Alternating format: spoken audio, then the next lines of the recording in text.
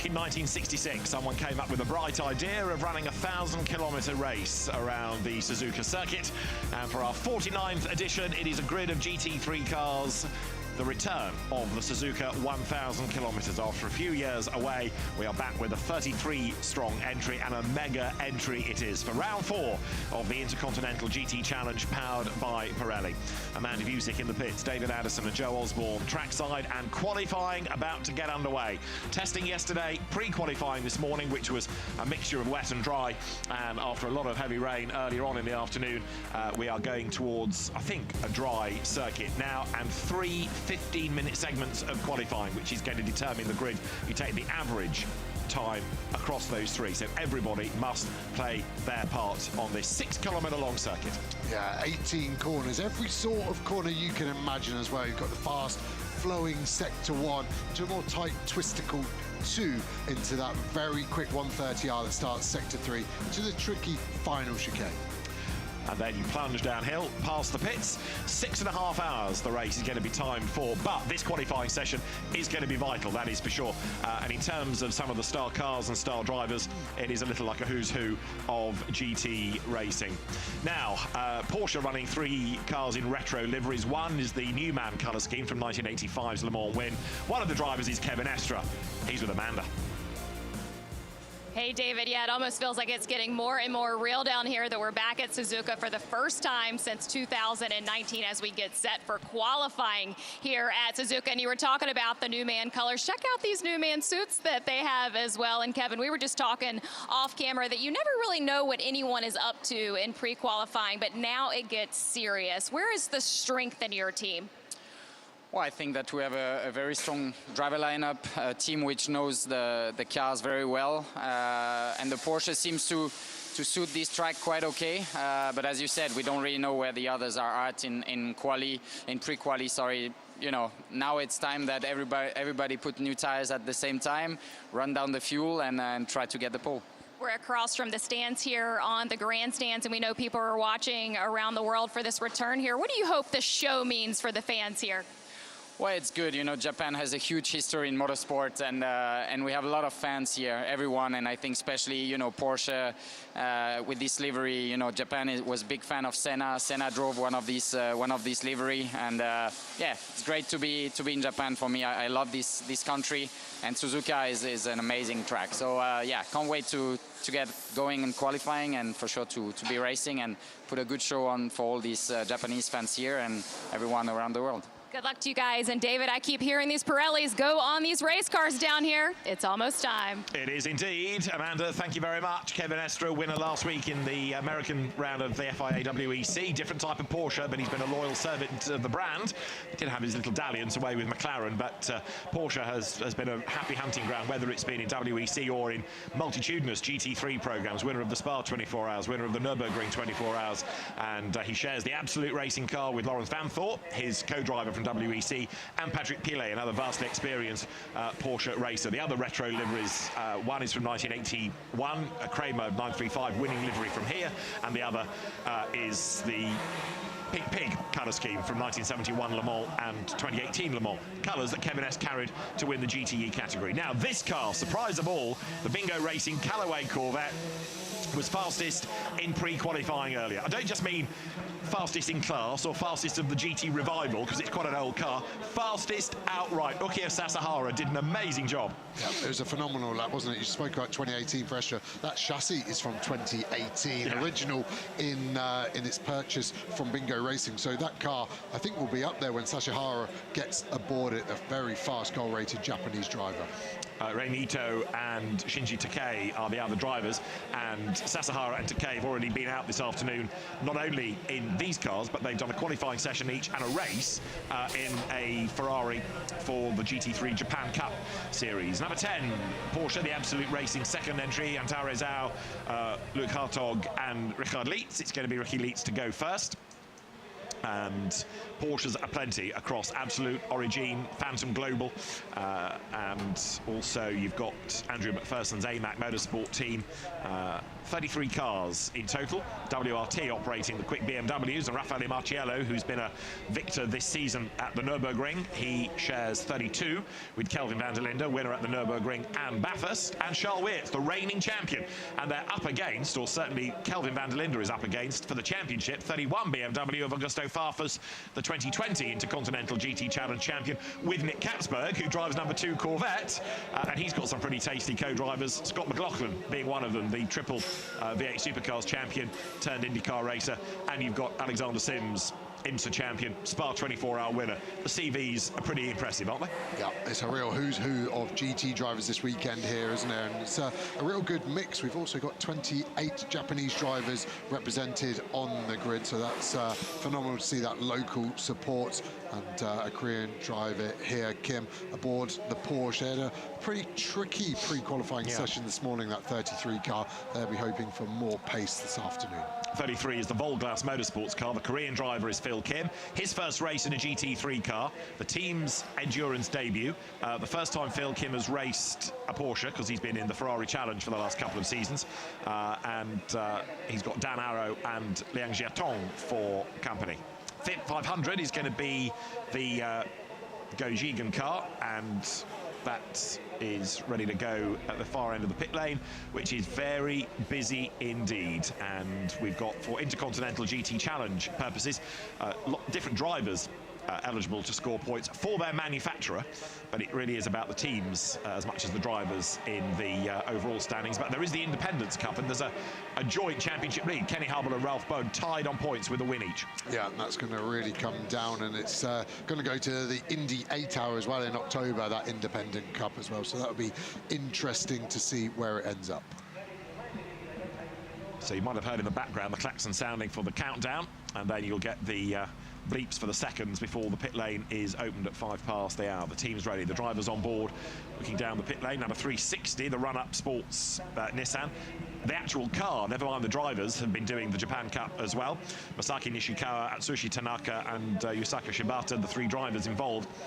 There are some doing both events in 2 versions of the same car. There are some doing both categories, one in one car, one in another. They're the only doing the entire weekend, all the races, all the qualifying in the one car, and it's certainly going to be well used by the end of the weekend.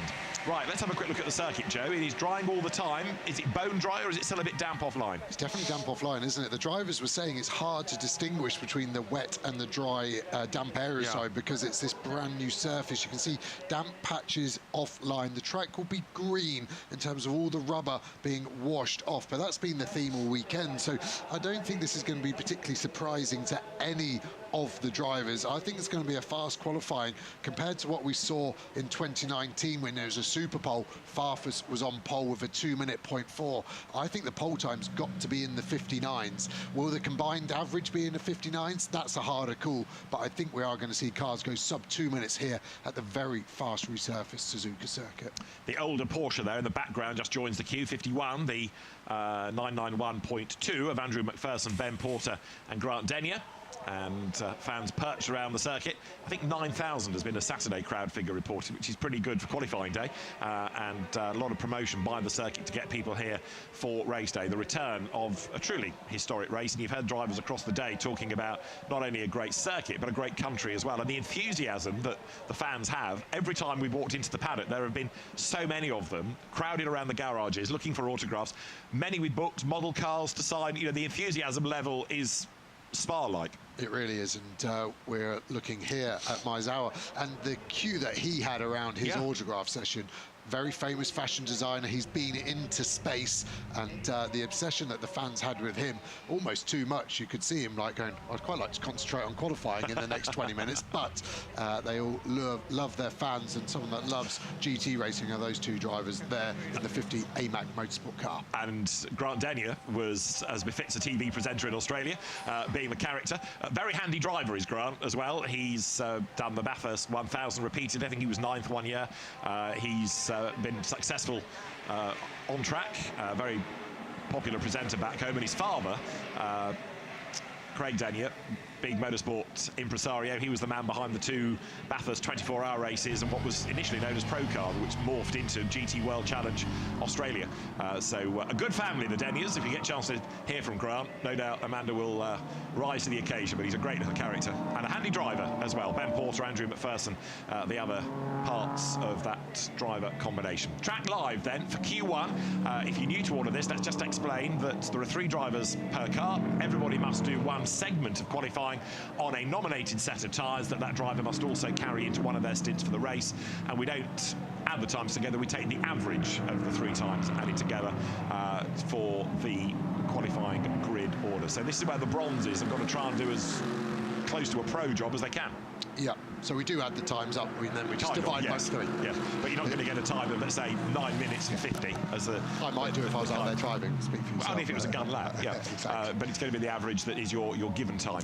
I think the only other thing to add there is that these tyres are cold, no tyre oven. So ambient is high, above 30, track temp also at 30. So it's not a disaster for that, but that's why you're seeing the cars relatively tiptoeing. If you're used to watching GT World Challenge America, they get the similar sort of problem there. But Europe, we get them out of the oven and they're ready straight away. Some of the teams saying that other cars ignite the tyre better. Porsche saying they need this out lap and then a prep lap. Mercedes seems to be able to get the tyre up to temperature by the end of this out lap and push. So it might be 6-7 minutes until we get a clear picture of which car is quicker. So we'll keep an eye on that. Most cars going out on circuit. Sometimes we see cars waiting, don't we? But I think we're scared some of that water we can see in the distance is going to make its way from the cloud onto the track. So teams not wanting to get caught in pit lane if it does rain.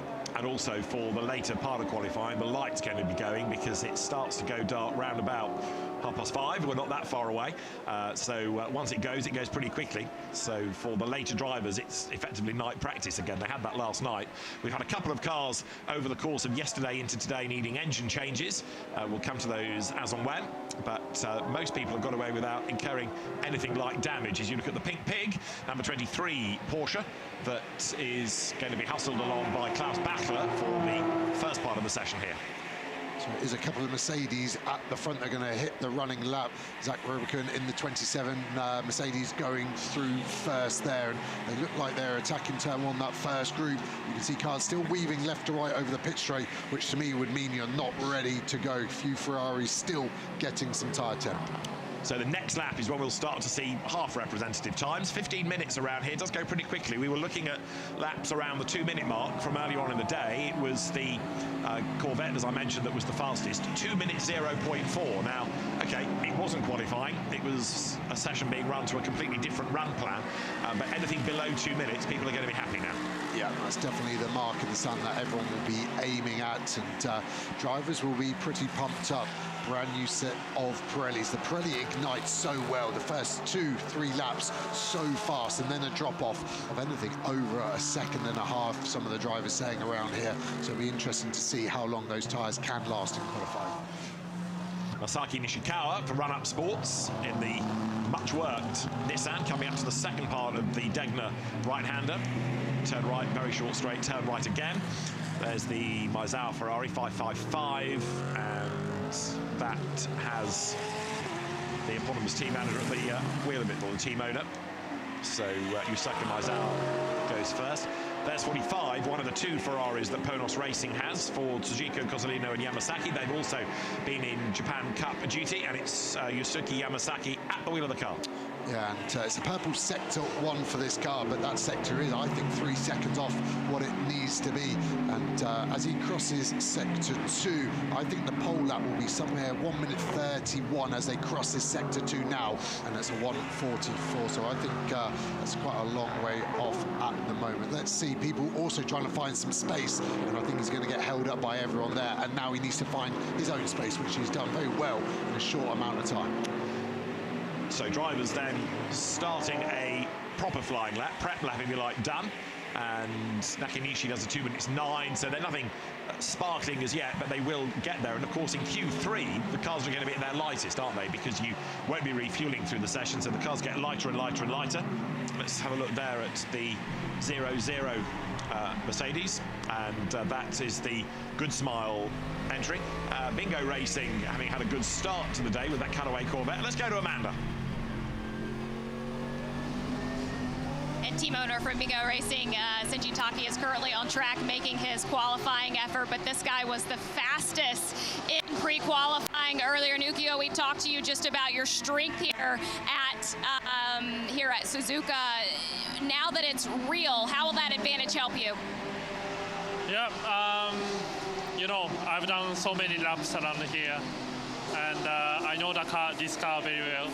So now it's, you know, it's an important part to be, you know, showing what we can do. But I think we had a good base. So, and also now start to get it darker and cooler. So I think lap time will be much increased. So let's see how much we can do. Well, you already pulled double duty here today, racing in race 1 for the Japan Cup, now to win qualifying. Now, we had night practice yesterday, and you most likely were qualifying during that. What did you learn during that session? Yeah, it was my first time ever driving in the night.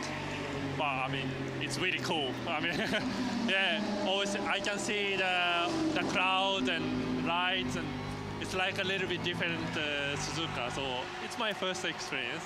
So yeah, but I'm really looking forward to also in the race, because it's gonna be so amazing. Good luck today. And David, we don't have to tease that. Sasahara just did it for us. Absolutely, and fascinating to hear that somebody of his experience has never raced in the dark before, never raced at night. So a good fact that. Well found, Amanda, as the Corvette rumbles its way out of the chicane. Shinji Taki at the wheel of the car as he comes down towards the timing line. We're down to 8 minutes of Q1 to go. As you look at number 6, another of those retro colour schemes I was talking about. These are the colours that Porsche's 935 of the Kramer team were carried by Bob Wallach and Ori Pescarolo to be the first foreign combination of drivers, first team to win the Suzuka 1000km way back in 1981. Number 6 Porsche is currently with Alessio Picariello at the wheel. Spa 24 winner, and before you all shout, no he wasn't, Lamborghini won. In terms of IGTC, he was a Spa 24-hour winner because the Lamborghini not registered for IGTC. He was second across the line. He got maximum IGTC points, or was one of the 3 drivers that took maximum points. So for IGTC purposes, he was a Spa winner. Yeah, and that's kept him in the championship hunt, hasn't it? 5th at the moment. We've still got here and Indianapolis to go, so points able to be scored, but the BMW has looked very strong in the way they've split their drivers. Farfus leading the way on that. Following Picariello here through 200R, now into Spoon. Grenier's time looking strong there at the moment in the Mercedes on the timing screen as we follow the Porsche, still looking okay, balanced nice. The Porsche is always a hard car to set up and drive. Any understeer, you've got 0 lap time. Any oversteer, you overwork the rear tyre. As we then go to Michael Grenier, only up the road on Picariello, but this is looking like a good lap. This could be somewhere near the sharp end at the moment. Needs to be a 2-1-0 to beat. Bit of traffic though for Grenier there. Is that going to hold him up? James Yu has done the target, 2 minutes 1.0 in the Seoul Audi in the entry. The test car Mercedes then heads up towards the line. Grenier goes second, 2 minutes 1.361, and he's got number 7 Porsche just up the road ahead, which is Lawrence Vanthoor at the wheel of it. He does Q1, so Vanthoor has gone by 15th, and the James Yu Audi is quicker then than Grenier, and Picariello goes third in the Pink Pig. Yeah, I think Vanthoor's right on the limit there of obstructing Grenier's lap. He was setting up a lap. I think he'll get away with it. He was smart. It definitely cost Grenier time. And now he's giving dirty air to Grenier, and Grenier's tyres is dropping off. So I think Grenier might be a bit aggrieved with that. I don't expect it to attract a penalty, though. 32 BMW, Raffaele Marciello, quicker than anybody, sector 1. This is the car that's fastest. You know that because it's the only Audi here. We're talking about Audis being fastest. So that's James Yu, who is the quickest.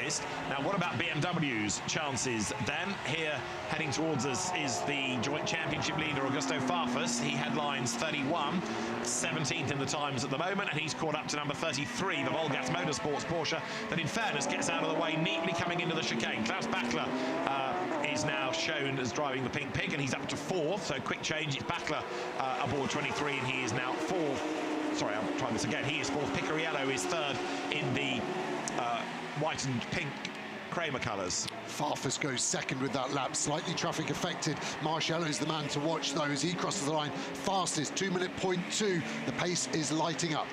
Marciello then the quickest by 0.8 of a second, so he's not just quickest, he's quickest by some margin as he turns then through first curve. Lorenzo Petresi up to second in the best of the Ferraris, the so-called Ramen Rocket, the Harmony Racing entry in other terms. Dustin Blackman, Dennis Marshall, the other drivers. It's 3 per car, no more, no less for anybody.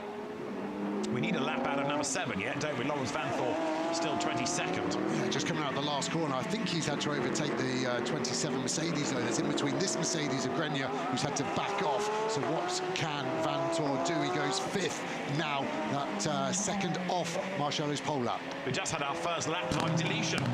Number 2 Corvette. We've had very few track limit dramas this weekend.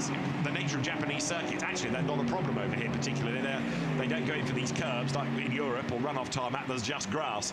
And the lap has been deleted from Alexander Sims. Now, this is Klaus Bachler in the Pink Pig, and he's dropped down the order now to 9th as others have gone quicker. Alessio Picariello, I was confusing being a Pink Pig member as well. He's in the Kramer colours, and then the 3rd retro colour scheme, currently in Newman livery, Lawrence Van Thor, and he is still in need of a better lap, but he's up to 5th, but not necessarily as high as you might have expected. Hat tip to the Phantom Global team that operates the Pig, because they've gone with a complete retro font as well for the number, and that's meant they've had to do a retro fit, not only of the script, but also make a number panel for it, because it's got to be illuminated at night. Yeah, and the driver names as well. They've gone to, right, yeah. They've gone all in on that. As we look at Kimura here in the Nissan GTI, he's backed out of this last corner, just trying to make sure he's opening up the last corner. It looks like you're looking for fine margins, but he'll be able to carry a couple of kilometers an hour more as he hits the line, takes the wide line, lets the speed build. So this lap has been aborted, but he still improves to 204.1. They expect this car to be inside the top 10 by the end of this lap, all things being well. Super Formula Lights champion 2 years ago, Iori Kimura. So pounds on, goes through, and down the pit lane comes number 32 BMW. That was Marcello, wasn't it, that we put into that? So fastest, and with 2 minutes and change on the clock, work done, I suspect. He'll bail, they'll get ready for Q2. Yeah, one of the few drivers that literally did 1 fast lap and boxed. So those tyres will be at their freshest if they need to use them in the race. Just 2 laps, 1 prep lap, 1 push, box, P1. That's what we expect from Raffaele Marcello. Had a lap time taken off number 13 Porsche, the Phantom Global racing entry. That car again for exceeding track limits. Adley Fong at the wheel of it. This is number 9, so the Callaway Corvette 26th at the moment as you look from the outside at Shinji Takei coming now through 130R, having to really fight the car, hustles it through that very fast right-hander. Left-hander, I should say, up to the right of the chicane, hard on the brakes, go right, go left, and then right again, last curve, and you plunge downhill at this point. Yeah, Ferrari boxing there, and we just about avoided it, and I don't think there'll be any time lost for that. And yeah, the Corvette looking like a handful, but what a lap from the Audi, I have to say. Yeah. You still in 3rd place, and is right in the mix in the silver class car. And Deng Yi and Frankie Cheng to go, neither of whom are slow, so it's going to be interesting to see where that ends up at the end of the session. There are 1 or 2 slowly through the chicane, trying to get some clear track space. There's one of the new style Corvettes that accelerates its way up past the pits. Alexander Sims trying to recover the lost lap, and right now 19th he is as he starts probably his last roll of the dice, looking at the clock, because the flag will be out before he comes through next time. Yeah, and that was an improvement that last lap, even though looking like he was going slow through the chicane. This is his last chance. You normally start the lap as a driver and thinking there's nothing to lose. You keep an eye on the delta time to see if you're up or down, which is updated live. See Grenier with traffic again. That Hamac older style Porsche is going to get held up here. It's Ralph Aaron, I think, in 77 in the Craft Bamboo car, coming up towards the top of the circuit, and up now towards 130R. Clears one of the cars around him.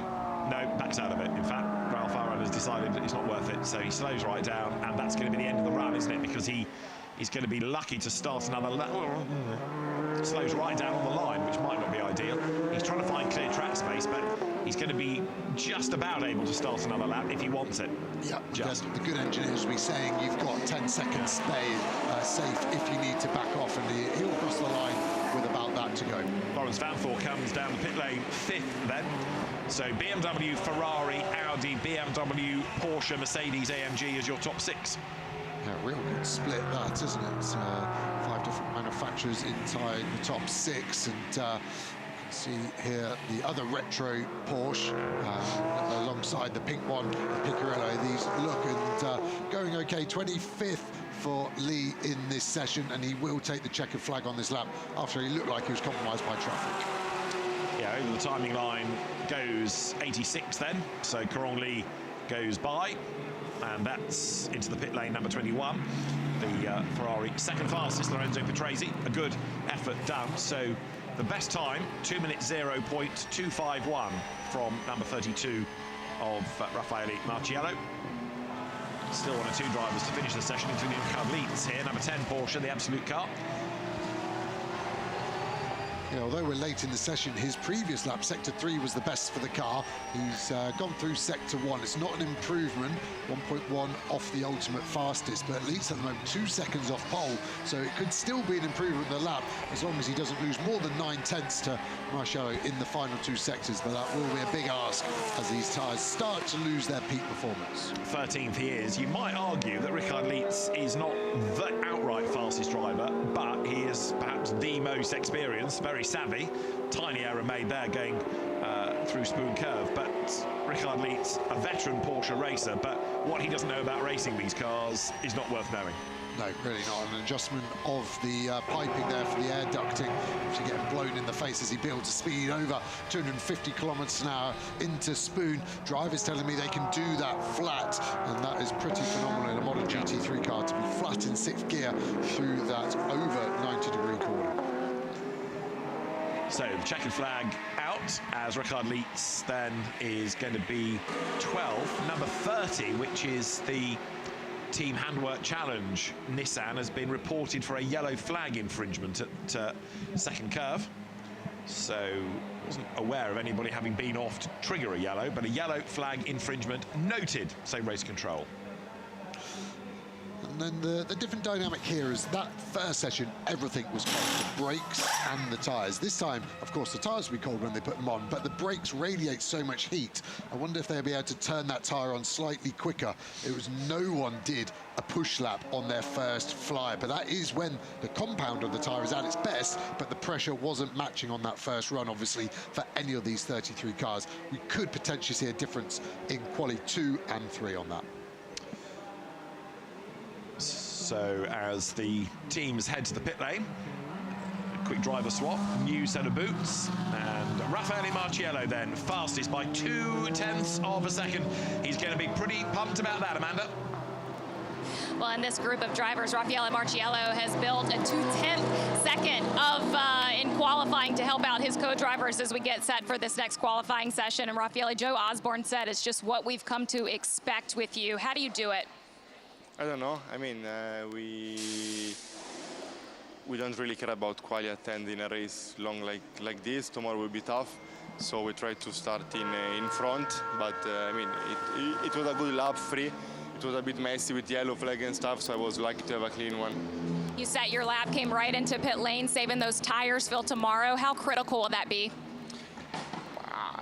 Let's see, because the weather can be unpredictable tomorrow, but it's for sure with our car, tire deck is a bit more than the competition, so we will try to save some laps here. Well, as we look around, we're back here in Suzuka. You won here in 2018. How legendary is this place for you? It's one of the best track in the world, so it's always nice to be back in Japan. For me, it's one of my favorite countries, so it's always nice to be here. What's your favorite? What, sorry? What's your favorite track? But I will say Macau, yeah. Well, it's good to see you again. Thank you.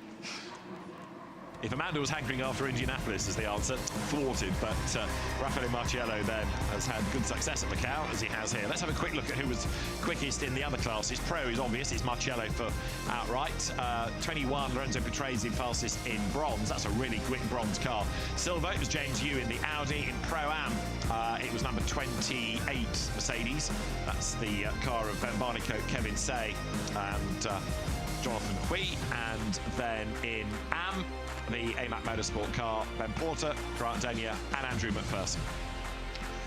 So Marciello from Petresi, from James Yu, Augusto Farfus, Laurens Vanthoor 5th, Mikael Grenier 6th, Yannick Mettler 7th, 8th Klaus Bachler ahead of Alessio Picariello and Iori Kimura rounding out the top 10. We have a brief look at the Good Smile Racing Mercedes AMG in the pit lane before we went to Amanda. That's having a really understated day, only 17th, and it's not seemingly caught alive. No, and we said the same thing at Spa 24 exactly. as well.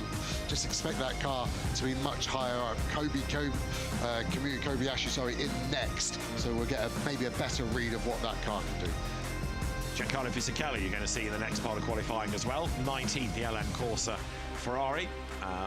The Herbert Motorsport Porsche now goes to the Renaults, Ralph Bowen having done his driving duties. And so we are ready to go then, as the Callaway Corvette of Reme Ito is at the front of the queue. 888 this time around is going to be taken out by Luca Stolz,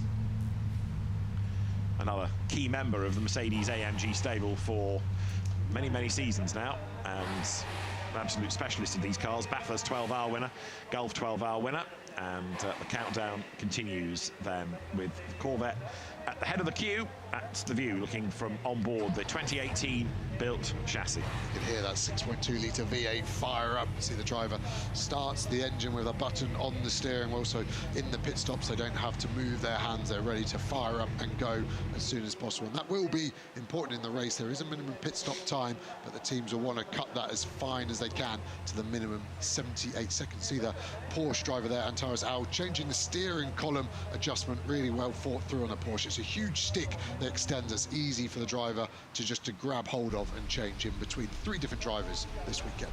Interesting that Richard Lietz was given the first driving duties. Is that because, as you touched on, things are so cold, not just tyres but brakes and everything else, you want a more experienced driver in that first part of qualifying? Yeah, and if I was the bronze, I would like to go second or third, because I get a yardstick put down. That's the time Lietz has just done. That's really relevant as a time to chase, and also slightly less fuel.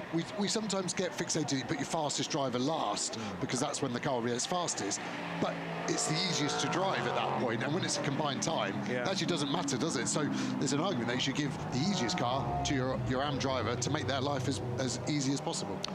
True. And let's see what the teams elect to do. If you're in a Pro Cup car, an overall category car, then it doesn't really matter. You've got 3 drivers that are so evenly matched, and the discussion on who goes when will be taken. So out they all pour. 15 minutes on the clock once again. Marciello gives way to Kelvin van der Linde. Lorenzo Petresi replaced by Dustin Blattner. Augusto Farfus becomes Dan Harper. Laurens Vanthoor gives way to Kevin Estre. Right, this will be interesting. 888 Luca Stolz we've touched on. Kenny Habul is now at the wheel of 75. And who else have we got of note? Dorian Boccolacci, not yet. Driver switch in 23. Number 6 is now Laurin Heinrich. So yeah, some big names to look for in this. Just trying to watch people's outlaps to see if they're trying to do it slightly quicker than Q1 to get the tyre ready. And these tyres have got a huge progression to do. They'll be starting at about 1.1 bar, and then they want to be getting them up to 1.7. So that shows you the energy involved to create that denser air through kinetic energy. So these drivers know how to do it. They want to stay on the racing line at all times, keep the tyre clean. So that makes weaving left and right harder. And then it's all really down to a big accelerate, big brake to generate those loads through the tyre. So inevitably now we'll be talking about the session best, but also where they are on average. So as you look at 23, Dorian Boccolacci, we're now starting to factor in the times of 2 drivers, and then we'll start to factor in the third when we get to the final part of qualifying, as Ito then comes out of the chicane and accelerates then up towards the timing line. Let's go on board then. Joe's going to talk you around it, but he's going to whisper because the Callaway Corvette engine is one to savour. Beautiful, isn't it? Just listen at top end.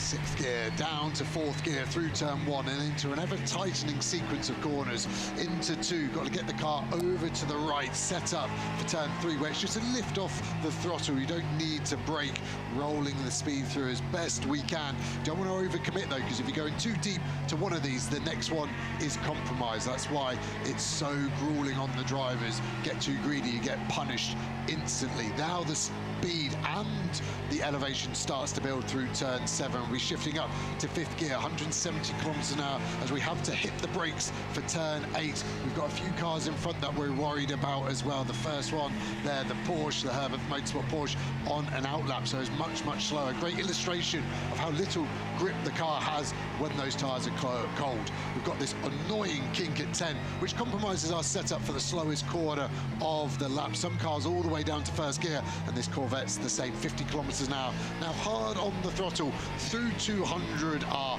200 degrees of radius through this corner, and that's why it feels like it goes on and on, but easy, flat in a modern GT3 car. Pick your braking spot here for Spoon Corner, quite early on the brakes for this Corvette because it is so quick in a straight line. Second apex needed now for Spoon, and this run is super important. This is our highest point of the track on the exit of 14.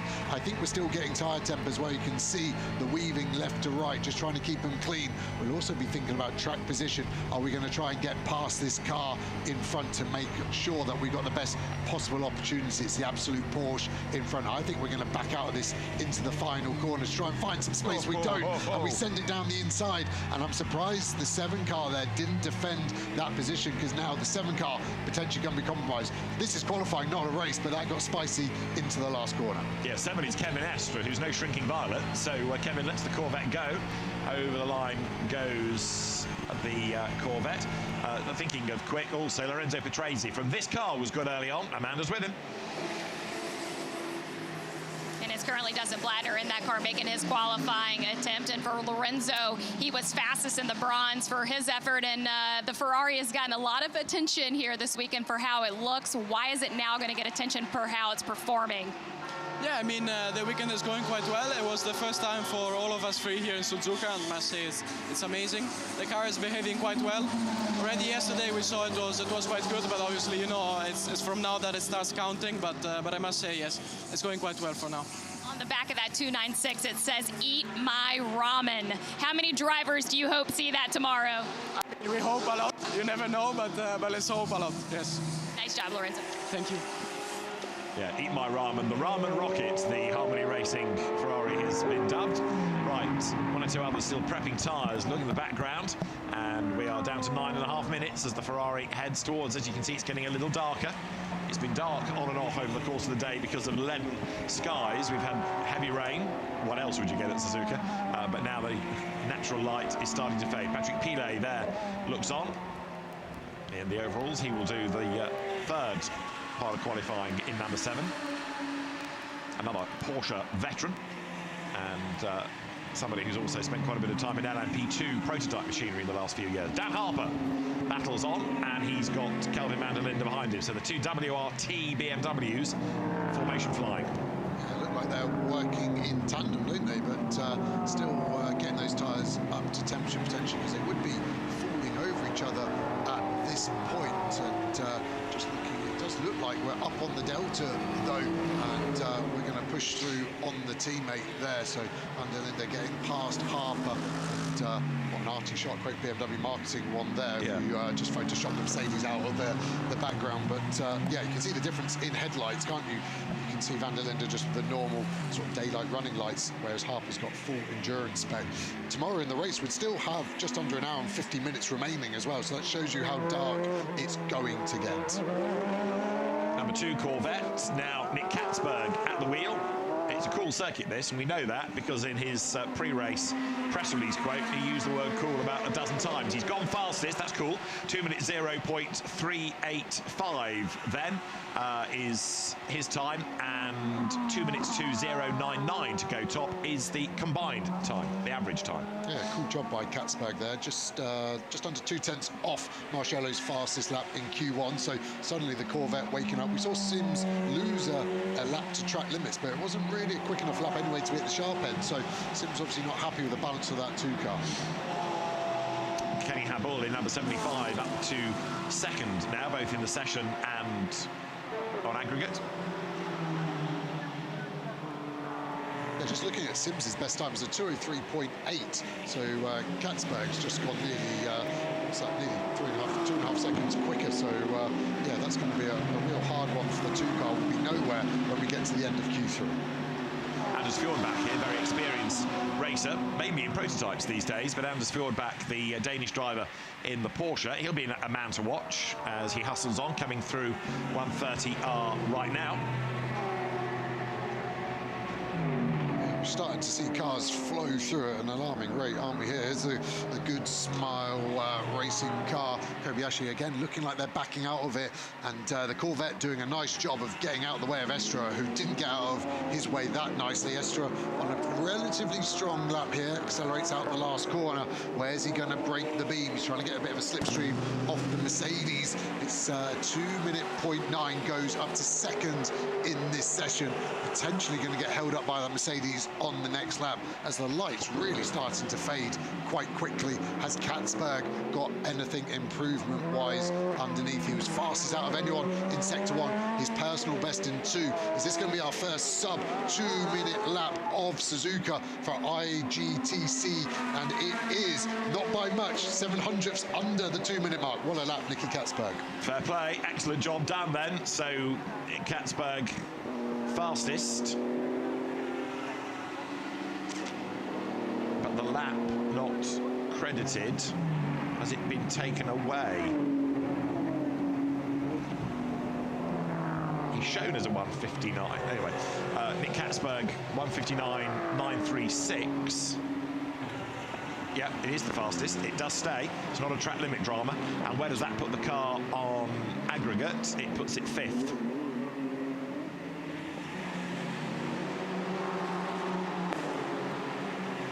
To the 5-minute mark now, so everyone's starting to put their quick laps in. There's not many cars that haven't put a representative lap in. Van der Linde goes P1 for that car overall on the graphic there. Dan Harper 10th at the moment overall with his effort that he's put in thus far. Ferrari in the pit lane. So that is a rather damaged front, isn't it? That's hit something. You can see quite a lot of damage, actually. The more you look, the more you find quite a lot of it on the splitter. Cost? A few grand? Oh, that's 15,000, 20,000 euros in really? Today's money. Oh, no. OK, that's hit something pretty hard. That is 60. Wakisaka. Whack being the operative syllable. Here number 18 I should say, is Kazuto Kataka in the Porsche Center Okazaki 9 Racing entry. Heads up the hill. Right, so at the moment, on average, it's 32 BMW, Marciello and Van der Linde ahead of number 14 Audi, and then 7 Porsche, and that's a big off. 28 Mercedes has come to grief coming into the chicane. That's going to stop the session, I would have thought, because there'll be debris on the racetrack, and nobody's going to be able to get a clear lap in with that yellow flag. So 28 off the racetrack spectacularly. And although the car is off the line, we'll wait and see who it is. Jonathan Hui, is that at the wheel, or? I think it's Kevin Say on my timing screen, down in 32nd at the moment, and that is a 1:30 red flag. So all cars will slow down to 80 kilometers an hour. No more lap times will be registered, even if you were close to crossing the line. It cancels out, and yeah, that looked like it was going to be Kevin Say's first push lap as well, and previous lap 3 minutes 53, so we're going to get a replay here, and all okay. So it's actually under braking here for the final chicane, and something's failed on that car. The ABS not working, and as he's hit the brakes, the front right has locked, and as a driver you're just not expecting the car not to turn. The ABS normally activates, and you can brake and turn as much as you want. I'm going to speculate massively here. It would have been okay earlier on in the lap because he would have felt that earlier. Through 130R, he's used the exit curb, and the wheel speed sensor is maybe just not like the vibration. It's lost wheel speed sensor, and when it loses even a single wheel speed sensor, the whole ABS system falls over, and he's hit the brakes as hard as he can like he normally would. He's locked up, unaware he's locked up, gone to turn, nothing's happened, and the nature of the brake zone there has meant he's fired in the wall, and that is a big impact for Kevin Say. And Kelvin just catching his breath. You can see the damage on the front of the car. And of course, with these being flyaway races, then are they going to have enough parts to be able to rebuild that car? It'll have to start from the back, even if they can, without getting through the 3 parts of qualifying. There it is. Lots of tire smoke as it locks up, skates towards the barriers, bang, and around it goes. I even think he's missed the tyre wall as well. The tyre wall ends where he's gone, because it's such a rare off to have as the red flags fly in unison lovely there. But that Mercedes is not such a lovely sight. And that would have been a big impact, because there weren't the tyres there to dissipate any of the energy. And yeah, that's going to be a long, long night to get that car in a state to race tomorrow. And just looking at the time remaining, under 4 minutes, 3 minutes 51 to go. There is time, if we restart, for cars to get one push lap in. So it is worth restarting it from the race director's point of view. First up, he's got to get everybody into the pit lane, which is not the work of the moment because there are lots of cars, and then the track clearance can be done. But there are 1 or 2 that haven't really been able to do a proper lap. So Luca Stolz, for example, 27th in the times, 31st in this part of the session. They could lose out very, very badly here. Now dependent on the mercy of the race director to really make sure he restarts it. Yeah, and that's the problem if you go late in the session. Stolz has only done a 207.4. Is there a problem with that car? That's pretty rare to see that many mechanics working during qualifying session. Maxi Gotts as well, 16th at the moment. His fastest is only a 203.6, and yeah, a lot of these cars are a long way off. Just as a reminder, the fastest lap we've had, Nicky Katzberg, 1:59.9. So that's the target time for everyone. And you're not expecting those 2 Mercedes to be more than anything than a few tenths off that time. Track sweeping will need to be done. You can see the circuit vehicles ready to head to the track. Kelvin Say still in the car by the look of it. So he will clamber out when ready. He'll be on the radio to the team, trying to go through and ask for some guidance, perhaps, as to exactly why the car went off the road. As you say, he wouldn't have been expecting it, so that will have come as a big, big surprise. Yeah, he may not have even worked out what has gone wrong yet. He knows there would have been some failure. Could have think front left suspension failure can pitch you off in a strange way. And it's difficult as a driver now, because you've been trusting that car. He races it in British GT as well, doesn't he? So you're just so used to it as a driver. When you get a failure, it can spook you. That's the big one. When you then get back out the next time, you're second guessing yourself. Is there going to be another failure? And it's sometimes hard as a driver to pick yourself up and just get straight back on with the job. There's the sister car out of the Craft Bamboo stable for Kaku Ota, Max Goetz and Ralph Aaron. So Kelvin Say out of the car. Quick word with the medical team, and Kevin's okay. It's not often that you see him in the wall, in fairness. He's another good out, but that will have come as a real shock. Yeah, he's been driving the GT2 variant of the Mercedes as well this weekend, one of the support races, so he's been getting plenty of track time. So you see him coming through shot here. I just wonder, car okay before that corner, and now it's not. Hits the brakes, and you can see it violently pitch left, and he's just used to the car working out the perfect brake pressure. That is obviously what ABS does for you as a driver, and you really overhit the brake pedal with the pressure as a driver, because you just let the car systems deal with it, and that's the fastest way to get around it. But just the way that front right locked instantly, I think it's got to be some kind of ABS issue. Now, Nick Katzberg, in the meantime, is fastest, a 1:59.9, the only man below 2 minutes. He's with Amanda. And for fans here in Suzuka, the first time that we've seen a lap time around here under the 2-minute mark. And Nikki, you told me off camera that we just made this Corvette eat around this track. Where did the Corvette really take to this place? Yeah, to be honest, I think it mostly comes down to the team doing an amazing job so far. We did a quali sim in pre-quali, so we kind of knew from there what we had to improve to go faster, and yeah, they just made it happen. So I only had to drive around and finish the lap, but the car has been amazing so far, and yeah, let's see what we can do this quali.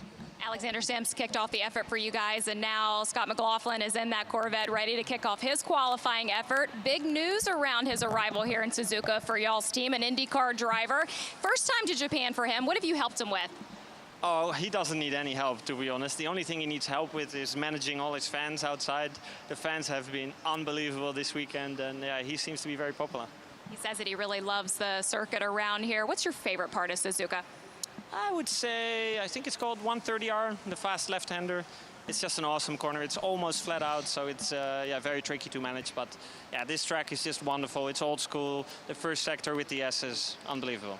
Well, we know co-drivers talk within each other. What advice did you give him before? Because we saw your lap time. No, he honestly doesn't need any advice. From the get-go, he's been very fast. And it's like any other, you know, pro driver, teammate at Corvette that I have. You know, I can learn from him, he can learn from me, but he doesn't need my help. All right, y'all have fun tonight. Thank you. So we've got an incident involving 888, Mercedes, and number 60 under investigation. 888 being the Grenier Martin Stolz Mercedes, and now, yes, number 60, the LM Corsa Ferrari that had front damage. So we now know where the damage came from, contact potentially with the Gruppe M Racing Mercedes AMG. And that's why the mechanics were looking so intently around the rear right then. Okay. Yeah. So it would have been front damage Ferrari into the back of the Mercedes. So we pieced that together. There's Kelvin ready to head back to the pit lane, the bespectacled driver from Hong Kong, Macau, who has been a race winner in British GT, race winner in Macau in the Road Sports and GT4 events. And that's the car that, on average, is topping the times right now in this interrupted qualifying session. Kelvin van der Linde and Raffaele Marciello's efforts putting the car at the top on the average. Van der Linde second in Q2, Marciello fastest in Q1. Yeah, the BMW has been strong this year, hasn't it? As just trying to spot the chassis legs. You can see the silver anodized part that's being exposed. They're the chassis legs that come all the way from the front of the bulkhead, so underneath the windscreen, all the way past the big V8 in that Mercedes. And if they get tweaked, then that is a huge job. Probably not a job for a racetrack to be done. And the angle it went in, I'm really fearful those chassis legs that the suspension ultimately bolts onto have been tweaked a millimetre here or there. We're going to get another view of it. So potentially ABS failures. Just see if there's any suspension failures. He hits the brakes. Splitter stays relatively level, so I can't see it being the suspension because that splitter, the car dives under braking, but seemed to stay equal left to right. So I think it's got to be some kind of ABS issue, and that's why we've seen the brakes lock up so violently for Kelvin. There you've got the Panos Racing team discussing the session. Kei Cozzolino is the real gun for hire in that squad, along with Yorikatsu Suzuki and Yusuke Yamazaki. So we're awaiting a restart time, and the Kraft Bamboo squad, Darlo Young there in the pit box, will have quite a lot of work to do to sort out a damaged car. They should have enough parts to repair, but it's going to be at the back of the grid because that is going to therefore be out of Q3, isn't it? Yeah, and yeah, it's just so hard. The next time Kelvin sits in the car, he's going to be in the race at some point as well. So it's a big undertaking for him. No driver in the car of 32 just yet, but the 14 Audi certainly ready to go. That is a positive as a team without any tyre ovens. You don't have to worry about cooling the tyres at the perfect time. Quite the opposite. You want the tyres on the car as early as possible when they're cold to get some of that heat from the hot brakes from the previous run there, as we see the Volgas 33 Porsche. And nice setup there for the driver. You can see the light in the cockpit. That will be linked to the pit speed limiter, so that only comes on when you're in the pit lane, and as soon as you take it off, it goes to pitch black in the cockpit, so you keep the contrast of where you need it.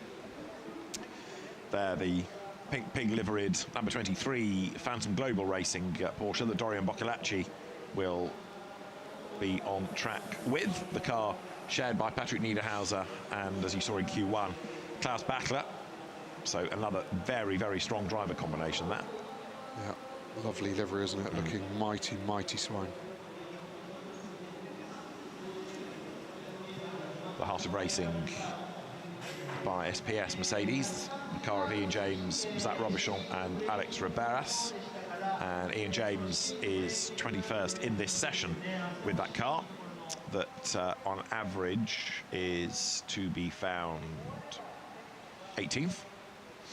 So we're awaiting a restart time. For that, we need the road cleared. And if I peer out of the window, I can see, and now you can as well, recovery vehicles still at work, and it's not just moving car, it's also clearing any debris and checking on the tyre wall. I think Kevin say did hit tyre rather than concrete, but either way, it's all being looked at, and this could be the longer part of the operation. This is slightly more complicated, and race director Niels Vitic will be keeping an eye on all of this.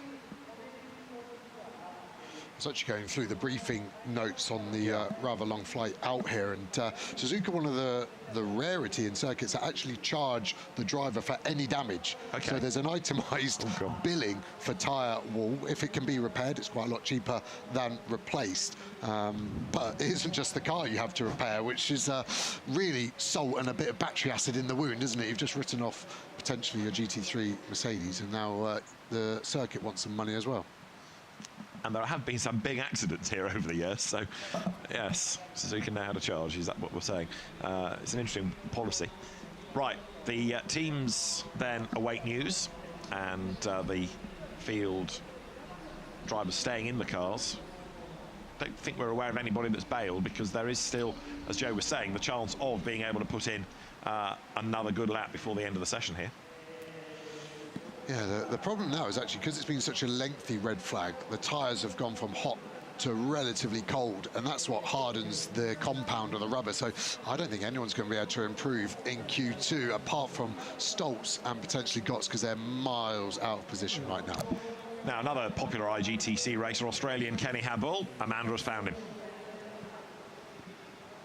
And David, yeah, he's currently tied for first in the points in the Independent Cup in the IGTC. And Kenny, when you look at your lap times around here, you've had a class win here at Suzuka. How much of that experience has that helped?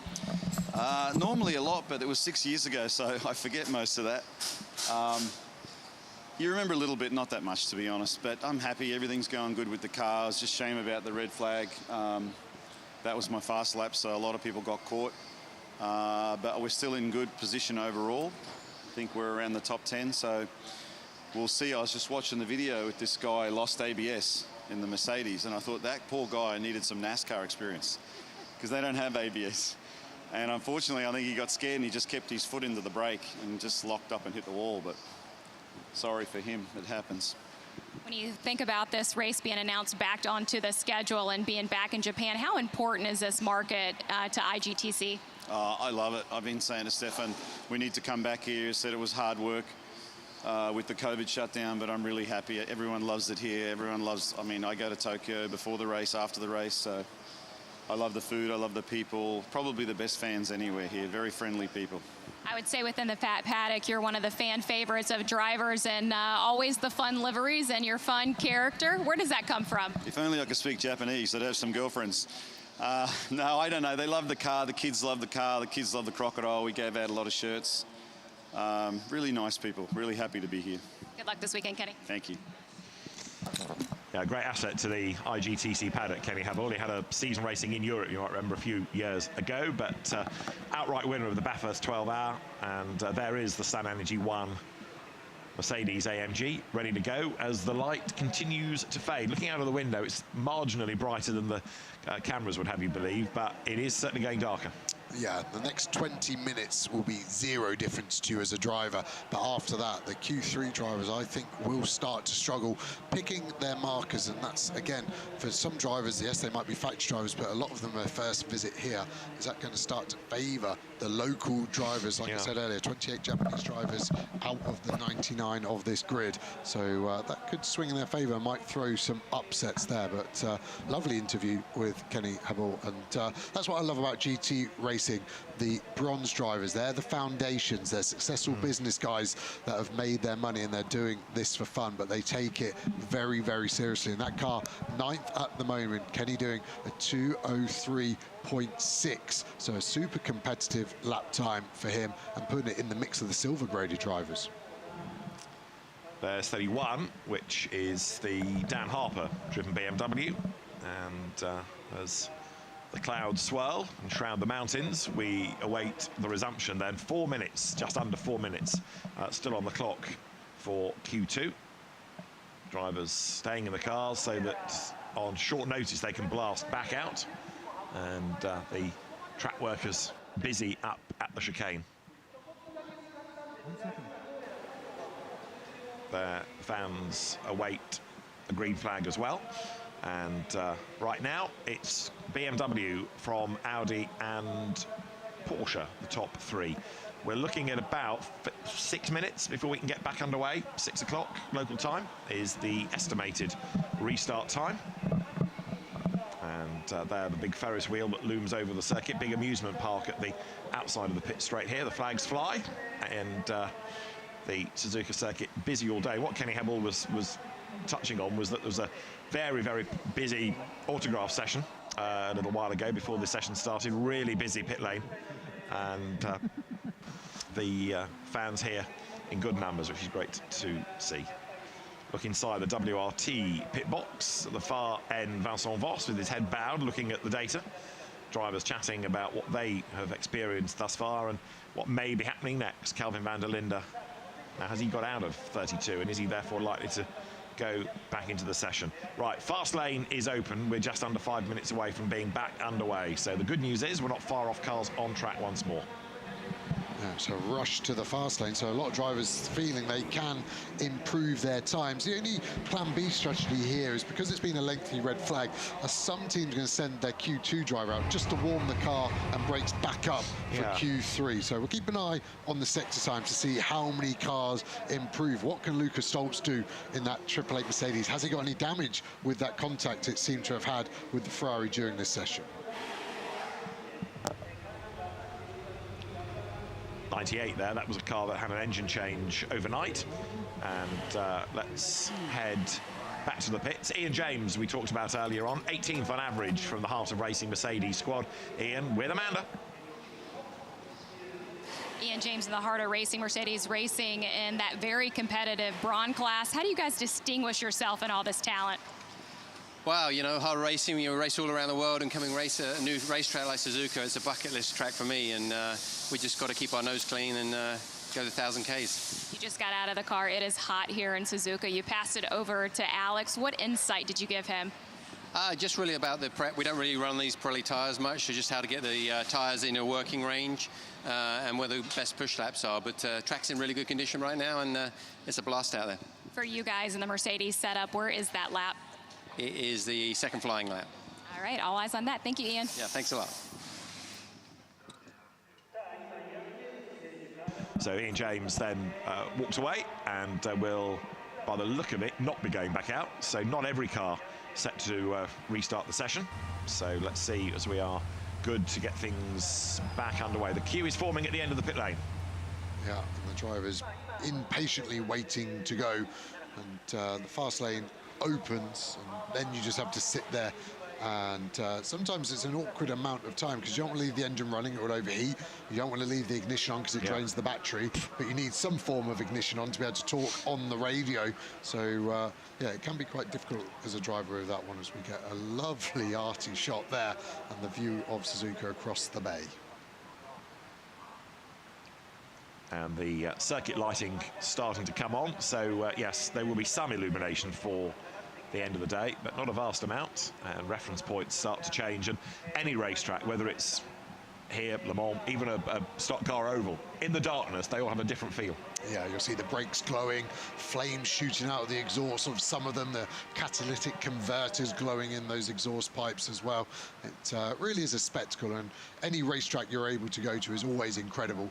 But one at night, it just adds a huge amount of atmosphere. Yeah, as the light goes and you can't see much of the surrounding, everything's focused on the track, isn't it? And the sights and the sound and the senses become ever more acute. So then, we are nearly there, a minute and a half before we can get 4 minutes, give or take, back underway. Number 91 at the head of the queue then, that's Alfred Renau, 14th in Q2. And the Herbert Porsche, driven by Ralph Byrne in the first part of the session. Porsche veterans, all of them, and the Renaults very successful in Porsches in myriad endurance events. Right, let's go to another driver regularly seen in GT racing in America, Phil Ellis. He's with Amanda. And as you guys have seen, it's getting dark here in Suzuka, and Philip Ellis will take over the Good Speed Mercedes for his effort. We were able to have experience here last night in those conditions. What have you figured out, Philip? Yeah, not enough, unfortunately, because of the mixed conditions we had yesterday. It looks like it might start as well in Q3, so nobody really knows what to expect. But so far, everything's going well. I'm currently P1 in class. We're going to send Anthony out again, and we think he might improve a bit, and then we'll see what happens in Q3. We know overall qualifying will be an average of drivers, but I know that that means that you'll also push yourself against other competitors here. What are your expectations for our final qualifying session? To be honest, we don't have a lot of high expectations for quali. We really just set out for the long run for tomorrow. Doesn't really matter where we start tomorrow morning. We want to be at the top at the end. The question is, what are the qualifications on yourself? I mean, look, you always want to be at the top, of course, but that's not our main goal for today. Philip Ellis, known for the Flyers. And as he will go watch data, we watch cars head out on circuit. So Philip Ellis, then the Anglo-Swiss driver who grew up in Mallorca, races in America. He's only ever raced once in the UK, which was in British GT, and Audi TT Cup champion many years ago that kick-started his career. Right, are we looking for times here, or are we thinking of people prepping for Q3, as you were suggesting a minute ago, or a bit of both? Yeah, I think it's going to be a mix, just trying to spot drivers out of position. Another one is the 61 Porsche. Harry King hasn't put a relative lap time in at all. No. Got down to 2:07 here, last place at the moment. So, and he's going to have to put a lap time in at some point, and it's going to have to be on his first flyer.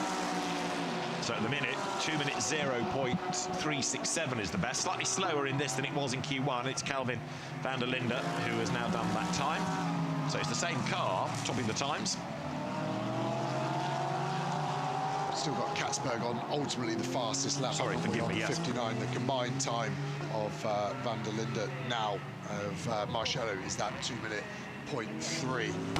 And there's the bronze standings. You can see Dustin Blattner's been in phenomenal form this season in Ferrari, wherever he's been. Kenny Habul, we spoke to earlier, joint leader of the championship, and he's joint leader with the car that's 7th at the moment in qualifying, that Renault Porsche. It's just in shot there. You can see the Cyclops light, like rear light.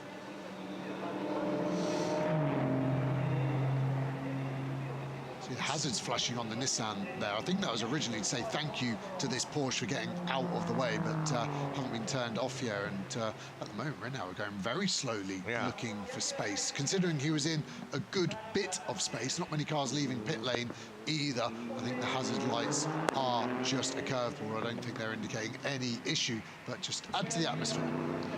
Right, so we're down to 1 minute and 40 seconds. So it's just going to be one lap, isn't it, as they come across the line?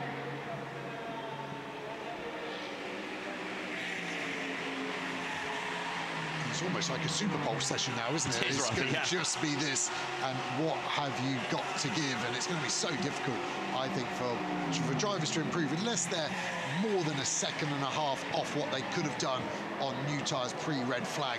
I don't think we're going to see an improvement for those drivers. So I think you could probably count on one hand how many drivers will ultimately lift themselves up in this very truncated Q2 session.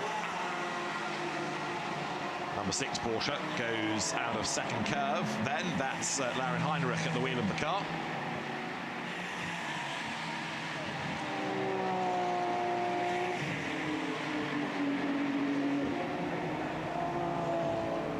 And Heinrich at the minute is 3rd in this part of the session and 4th on aggregate. So the clock ticking on down to, where are we now, 20 seconds. So anybody that's not got through to start a lap ain't going to get that far. I think everybody has just squeezed onto their one flying lap of the session. Still a few that stayed in the pit lane. So in fairness, not everybody taking the opportunity.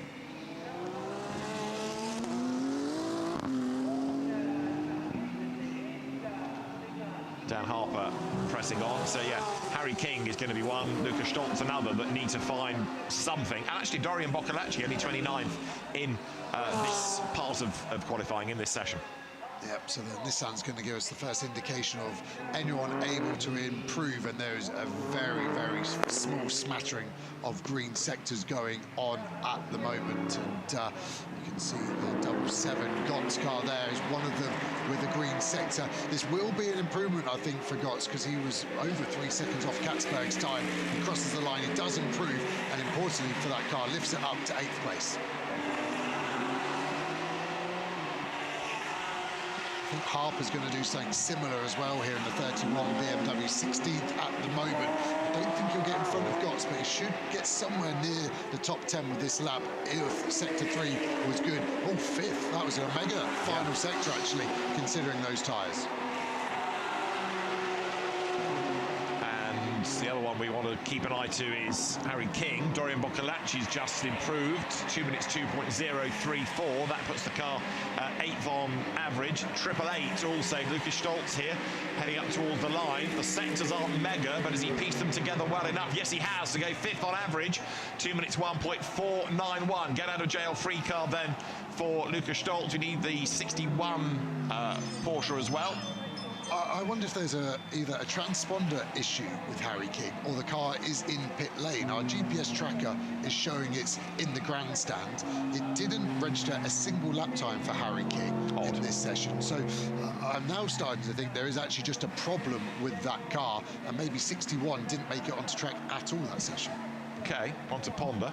But yeah, you're right. There is something quirky about that. He's not on track. He's not in the pit lane. You're right. So 61 with a puzzlement over it. A lovely sunset there, aren't we, as we head into Spoon. You can see the checkered flag displayed on the driver ID just to the right of the main dash, rearview camera in the centre. That driver display unit showing yellow flags, blue flags, green flags, every kind of flag that the driver could possibly need, and there's no excuse anymore for missing any of the signals. So we are about 6 minutes away from the final part of qualifying getting underway. It's another reason why sometimes cars will box early, so you can get through the process of getting the new driver in, the new tyres on, and having time to do it rather than it being on the last minute. So the last few cars then coming now up even towards Spoon Curve. That long looping left at the top of the lap there is 77. Max Goetz bringing the car in. 11th. He is on the average.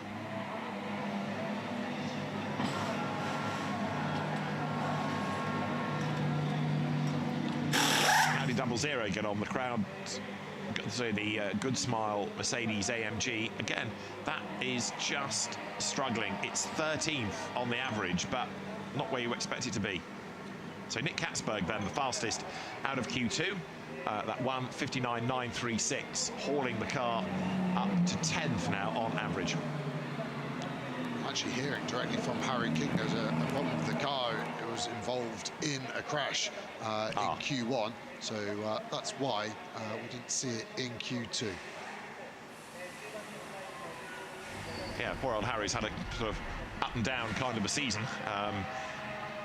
Watched the Gold Cup podium from his Spa win while he was in the medical centre bed through dehydration, and was messaging to say, I'm all right, but I won't be on the podium. So it was a mega job that he did in really hot conditions, lots of people struggling at the end. And maybe that was our yellow flag that we didn't know at turn 2. I'm just piecing all the puzzle. We had that yellow flag infringement being checked, and possibly it was the 61 Porsche then of De Silva that was off at turn 2.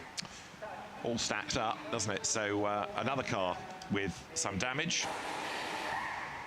Well, that would have been Adrian De Silva from first part of qualifying. Add to that now also 28 from Q2, Kevin Say, after his crash at the chicane.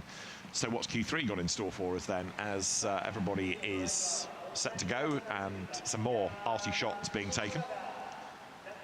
A very enthusiastic fans here, find some really good places to watch from. If only he had a professional camera. Yeah, exactly. Perhaps he's ordering one online. Right, now it's getting darker, as you can see, and all the pit buildings take on a totally different feel. And this is going to be a really interesting part of qualifying. Happy hour, as it were now. Cooler temperatures, the darkness descending, lighter on fuel, new set of tyres. Go for it.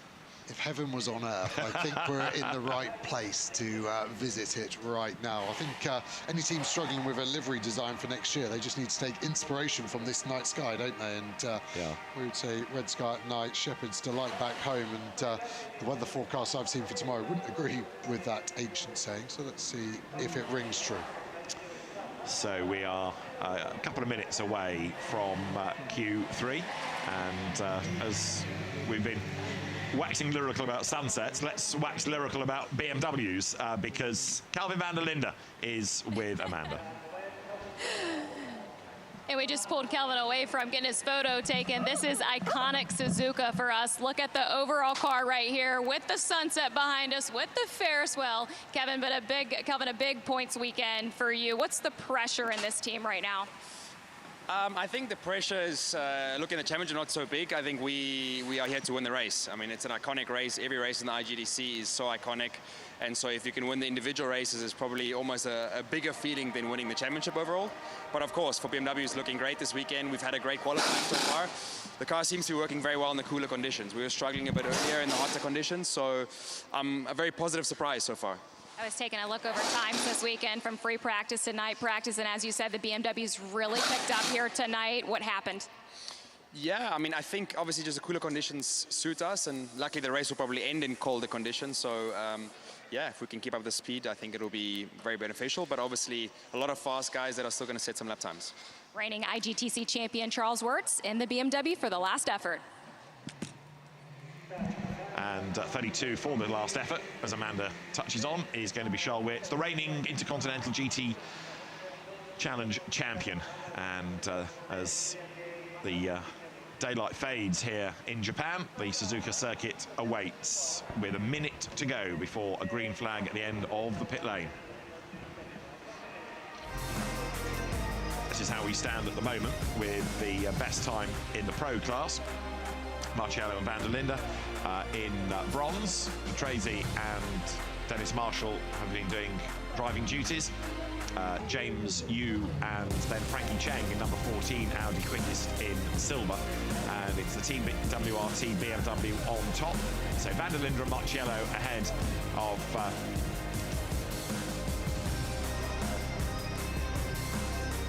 the James Yu Audi. Third now Kevin Estre and Lawrence Banthal. They're keeping number 7 in the mix. Porsche number 6 currently 4th. And Luca Stolz's big effort at the end of Q2 has put 888 Mercedes into the mix as well. And then you've got Max Hesse in number 31 BMW, 6th in the time. It's Dennis Marshall's 7th overall with Lorenzo Patrese. Dustin Blattner to go last. And of course now we're looking at some quick cars, the Kraft Bamboo Racing Mercedes and the EBM Giga Racing Porsche being at the back after their dramas. I know I like to go on about it, but I am always amazed how good the balance of performance is in every SRO championship. We've got 7 different manufacturers inside the top 10. The only manufacturer not represented so far is that Callaway Corvette. So we're about to see what that can do now. Remember, that car finished pre-qualifying fastest in the hands of Sasahara, who is now aboard that Callaway Corvette. The number 9 car, we'll keep an eye out for them. Now you're getting a real good idea of how dark it's getting. The endurance headlights running on some of the cars.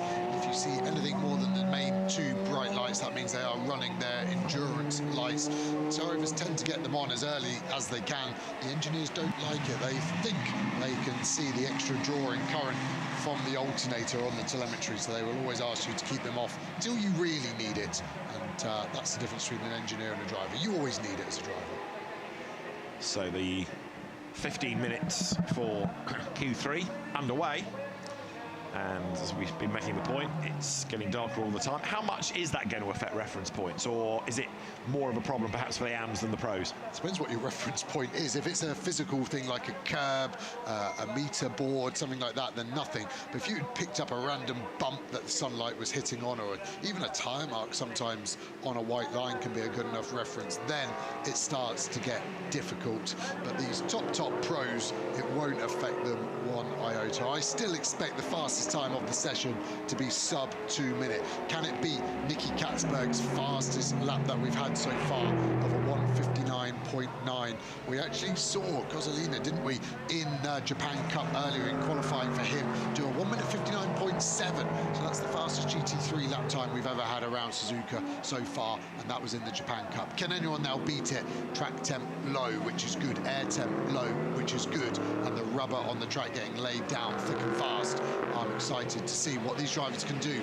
We've only got 12 minutes 40 seconds remaining as cars start their first flying laps. Don't forget that second overall, with Deng Yi doing Q2, is the Audi, the venerable Audi, second overall, and it's a Silver Cup car. So the efforts of James Yu early on, and then Deng Yi in that second part of qualifying, really, really impressive. Yeah, now Chen Corfu aboard the car. He's pretty fast as well as the Ferrari, looking pretty nervous in the mid part of the corner for the 60 car. We saw damage on that car earlier on in the session. Hopefully that won't be affecting the car still.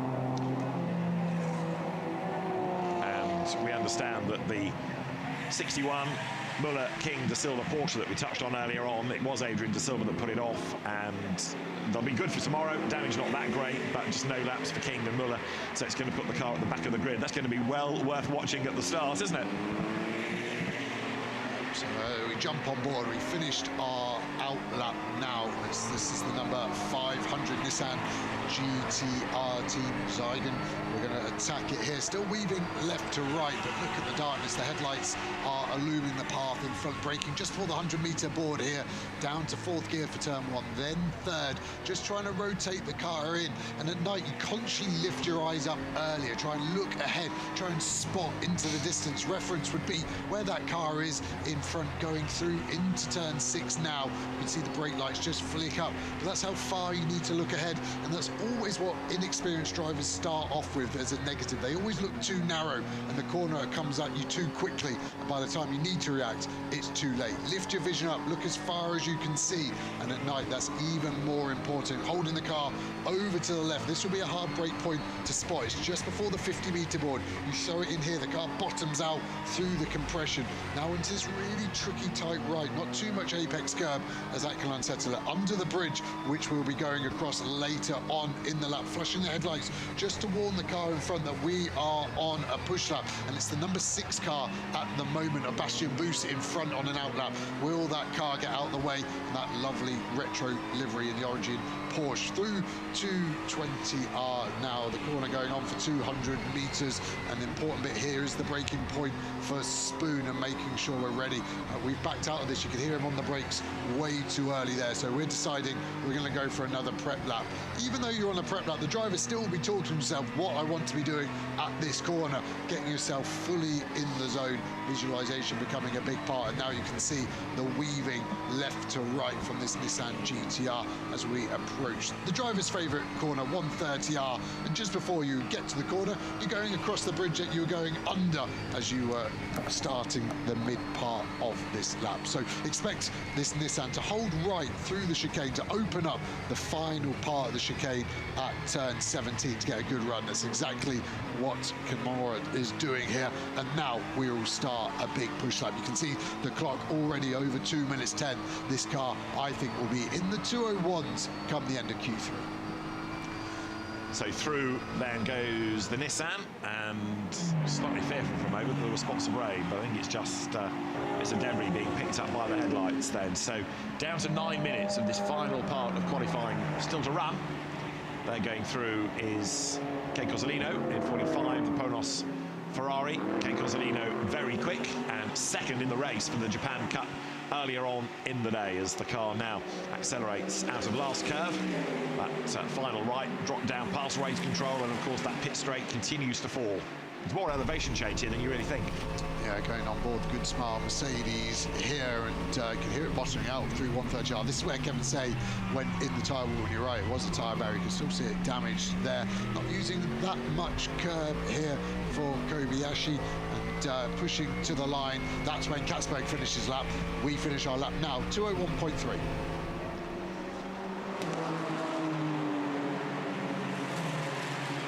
Fisichella with a decent lap there to go third on the combined times, 2:04, and a very strong sector 3, so potentially the tyres still got life if they're still strong towards the end of that lap. And this is Dominic Baumann taking over Kenny Habul's Mercedes. Dominic Baumann, another very experienced Mercedes campaigner. Now to the top on the average goes Scott McLaughlin, but this is really because you've got so few cars with 3 proper laps. It's shuffling the order far more than it will towards the end of the session, so don't read too much into it just yet. It's the times per se that are being done in session 3 that are of interest, and we haven't yet got anybody under 2 minutes, but we do have Giancarlo Fisichella on that 2:0, so that's the best so far. Maxime Martin, purple, sector 2. This is going to be a strong lap if he can stay traffic-free in the 888 car. And that car has had problems this session, hasn't it? And he goes second fastest in this session for Maxime Martin, but takes the car to combined pole at the moment. But like you said, David, we need to wait for everyone to start setting that laps. Red flag. Yeah, got a car off in sector 1. So Martin was very lucky to get that lap in. That shows you the luck sometimes goes for you, doesn't it? Not always against you. 5 seconds earlier for that red flag, he would have been in trouble. It looks like it's Shinohara's Porsche, number 18, that's gone off between turns 1 and 2. So Takuro Shinohara in the local Porsche, if you like, from Porsche Center Okazaki in the gravel. His GT3 debut as well, and there it is, not been a happy one. He's looped it and he's put it backwards into the wall and he can't get going from there, so another interruption. And it comes at a frustrating point, doesn't it? Some have done a time, others haven't. 7 minutes on the clock. Frustration, frustration. Yeah, and just trying to look down the order of who was caught out by that. There was a plethora of drivers that haven't got a lap time in yet. Martin, really, and I guess you could say McLaughlin got a relatively representative lap in, but even McLaughlin's lap was 1.6 seconds off Katzberg's in that car, so they won't be happy. And the marshals getting to work quickly, and I love the recovery vehicles here at Suzuka. It's this little tracked vehicle, which is the perfect vehicle for the job. It's never going to get stuck in the gravel. It's got perfect traction and it just pulls out, and just another reason to go on the bucket list of why Japan is my favorite country in the world. Okay, Cozzolino's Ferrari into the pit lane, the Italian-Japanese driver, as I say, runner-up earlier on in the Japan Cup race, and one of 9 drivers doing double duty this weekend. So again, red flags, everybody will head to the pit lane, and then we can try again with Q3, looking inside the Phil Ellis, Steve Yance, Tony McIntosh Mercedes. Philip Ellis there behind the wheel of it. And number 10, Porsche, which was Richard Lietz. It then became Antares Au. It's now going to be Luke Hartog, the incredibly tall Dutch driver. Incredibly quick as well. There is a very disappointed Takuro Shinohara out of the car.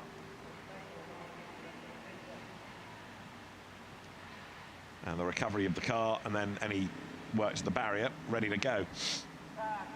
So having been very, very well-mannered in pre-qualifying, I'm afraid, for myriad reasons, we've got cars with damage. Kevin saying we think it was because of mechanical drama. Adrian De Silva off the road. That sounds like driver error. Don't yet know what's triggered 18 to exit the stage. I think it's in a very similar area as well, the 2 Porsches where they've gone off. All I know is Silva was 2, and car 18, the Porsche that's off at the moment, is like corner 1.5 on our GPS map. And easy done at turn 1, simply called the first curve officially. And you're just trying to trail the brake in as best you can there to rotate the car, but easily done to over-rotate the car, and that looks exactly what the 18 Porsche has done, and has found the barrier backwards. And that's the worst way to hit a barrier in a Porsche, of course, because everything is back there. So the rest of the cars trickle down the pit lane, awaiting confirmation of the restart. And of course, while they're waiting, so it's getting darker, which the frustration of some is not going to be ideal, but more and more headlights head to the pit lane. Yeah, Charles Verts on board with that at the moment. Will be one of those frustrated ones. They've been pole position after the end of Q1, end of Q2. Now when it counts, they're down in 6th place, and that's because he hasn't put a lap in yet. 2:05.4 for Verts, so we're talking 5 seconds off the pace. The red flag definitely has hurt that 32 WRT BMW. So the last few cars trickle down the pit lane. Maxime Martin's lap was a 2-minute 0.545. A 2-minute 0.6 had been done by Dominic Baumann, but Fisichella's 2-minute 0.4, the best prior to the stoppage. Good mix of cars. Again, interesting, Cozzolino nearly a second off what he did in Japan Cup earlier, so not able to find the same pace, even though it's same car, same team, different chassis. I say same car, sorry. Same type of car. Exactly. But there are two different cars for that team. Are they likely to be set up differently? Are they long-range fuel tank? Not really, because it's an hour stint here, and I mean, what could the differences be to make one quicker than the other? Legally, nothing, because GT3 cars are homologated, of course, but you do get differences between cars. When I used to work at McLaren, I used to shake down all the race cars, and you sometimes just go, this car's just got a very strong front end, and of course, they're relatively set up, but a millimetre here or there all adds up. Let's have a look at the highlights of where we are so far then. Q1 started in the afternoon daylight, and you had Mikael Grenier pressing on in 888. That car ultimately, though, got caught up behind number 7 Porsche, and that's been referred to race control because that certainly deprived Grenier of that lap time. Lawrence Vanford was trying to hang on to clear track space. In the end, it was Raffaele Marciello, though, who was the fastest in the first stanza of qualifying.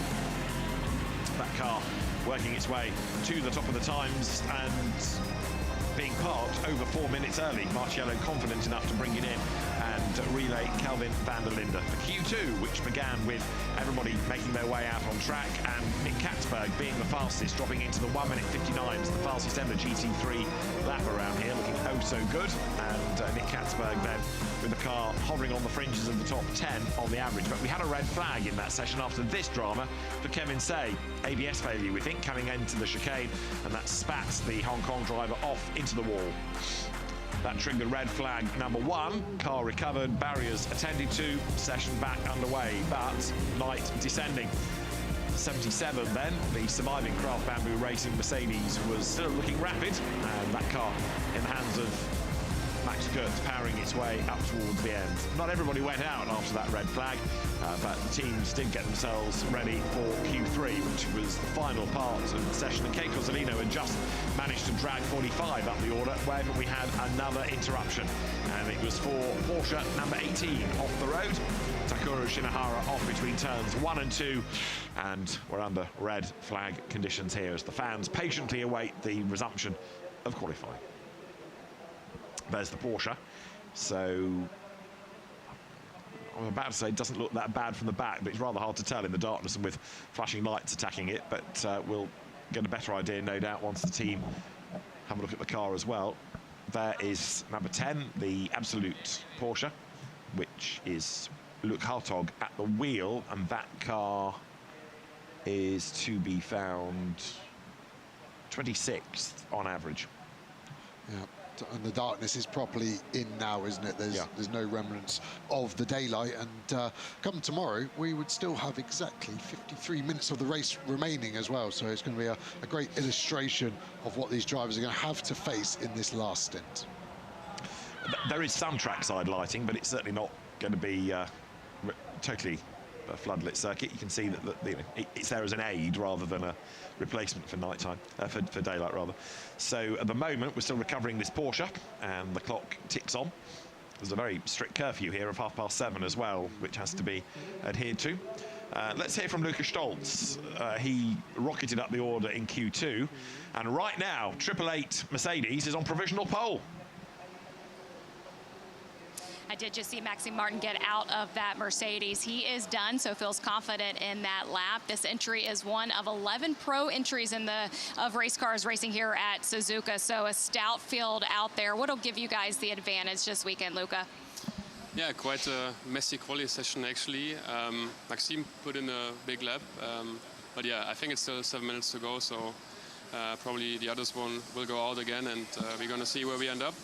But yeah, really difficult quali session also for us, because we suffered some damage, then we got hit, and the guys did everything to repair. And yeah, we are still in the game. That's quite cool. As we look forward to competition tomorrow for the Suzuka 1000, what are the opportunities of passing around this track? Well, I think they're really rare. I think everybody has to see how the tire deck really is if they do a 1 hour on the tire. But yeah, we're going to see. It will be a nice fight with the competition, and we're going to see where we end up. Well, I know you're not going to give me any insights on your strategy tomorrow, but what can we expect from the Mercedes outfit? Well, usually we are good on tire deck, and I hope we're good on strategy as well. I think we prepared everything, and yeah, as I said, we're going to see where we end up. Good luck tomorrow. We'll see you for race day. Thank you. That point that Luca Stolz makes about tyre degradation is going to be important in all of this, isn't it? Because it is a high deg track. You're not going to be dictated on fuel burn because 65 minutes is the maximum stint. So the teams can easily do 65 minutes on a tank of fuel, but it's going to be really about tyre wear. You certainly wouldn't want to try and double stint tyres, and there's no need because you're not really saving anything with a 78-second pit stop, which is mandated. Yeah, it's just so many long radius corners here. The front tyre takes a lot of it. Teams having to take camber out, so stand the tyre up, use more of the contact patch, but then you lose performance. Yeah. And that's the trade-off there. More camber, more pace, but more chance of a tyre issue. And yeah, it'd be interesting to see, is there any tyre management? We're just not used to that in GT racing. Like you're saying, David, it's just a sprint. Every single stint is a sprint, and then you add them up to the length of the race. Spa 24 is 24 sprints combined. This is 6.5 sprints. That's the interesting one, is trying to potentially lose one of those full service pit stops. Well, there's the man that's put 888 to the top, and Maxime Martin discussing then with the Gruppe M racing team, or Mercedes AMG team GMR as it's entered these days, whether or not he ought to go back out. So he's clearly out of the car, but might be persuaded to get back in if the team feel it necessary. And 7 minutes 23 seconds, that's enough time to get back to a proper qualifying pace. Yeah, unlike Q2 where we had just over 3 minutes remaining, this is a chance to go, and could see the race in pit lane there. The driver actually going through the stop board, then getting messy. The car controller saying it's not clear, and the driver deciding they know best, but looked like there was a whole host of options for unsafe releases. And we are just over a minute away, so it's been a right, we're ready to go call from race control, and everybody scrambling the cars then to try to get out on circuit. So the queue is a long one. Plenty of people feeling they're out of position in the queue as much as in the order of times. Yeah, long queue, and there's a strange hue on circuit, isn't there? Everything with a green tint. I don't know if it's just from the Ferris wheel, but we're getting a replay here. The car's dropping, fast lane open, so they're dropping and going. The car controllers have got to try and find a space for everyone. It was nearly the Nissan in the side. The Get Speed car stopped and then went, and luckily for them, that Japanese-run Nissan, very Japanese-like and very accommodating, letting them into the fast lane. That certainly wouldn't have been my strategy. In other championships, thinking of one in Britain, you go out in garage order. Doesn't matter. If you're ready to go, you go out car by car by car up the pit lane. Is that a regulation that wouldn't work here? Does that take some of the competitive edge out of it? Yeah, it's not proper racing, is it? if it's not a race, why are you doing it all after you? And well, then it just becomes a political game of who gets the best garage, right? So then it changes it. I like it. It's the fastest reaction. You used to always have a deal with my car controller that I used to look down pit lane, he would look up pit lane, and I would deal with any cars I would drive into, and he would just deal with any cars that he was releasing me into. And we never had any major issues. Depends what you call major, I guess. None that you ever heard about, you mean? Yes. So these cars safely out of pit lane, and we'll try and get our, what are we down to now? 30, aren't we? We've lost 3, 1 per part of qualifying. 61 went out in Q1, 28 gone, and now 18 as well. So the clock ticks on down, and a very humid Suzuka evening welcomes the cars back on track. 6:30 local time. Yeah, drivers with plenty of time to get tyres back up to temperature this time, and a much shorter interruption as well than Q2, so expect drivers to be able to improve on their first push lap as the 89 BMW gets released, thunders down pit lane, and a nice bit of space as well. That's sometimes what you do think when you're racing to get into the fast lane and then you're just stuck in traffic, like maybe I should have just waited 30 seconds for a better part of the track to set my lap time. So they're accelerating towards the hairpin. Mercedes sitting on the tail of Porsche, and now accelerating up the hill. Our TV team experienced from Spa 24 Hours, so their ability to spot headlights and know exactly what brand of car it is, second to none. Yeah. They're just getting brighter and brighter each year as well, aren't they? These modern day headlights. Remember when Audi came in with their laser light, and as a driver in other cars, you used to hate that car being behind you. Even with tinted film on your mirrors, it still would be blinding in these sort of conditions. You would see Mercedes there, flashing headlights. Philip Ellis just trying to let that 33 Porsche know that he's ready to push. In the good old days of having rear windscreens, you'd have lots of masking tape across, wouldn't you, to try and get rid of some of the glare. Now it's all done with not so much a rear view mirror, but a rear view camera. So the rear bodywork can be painted. You're not looking through a mirror as much. Door mirrors may be. Right, there you've got the field coming to the chicane, and we are with 5 minutes still on the clock.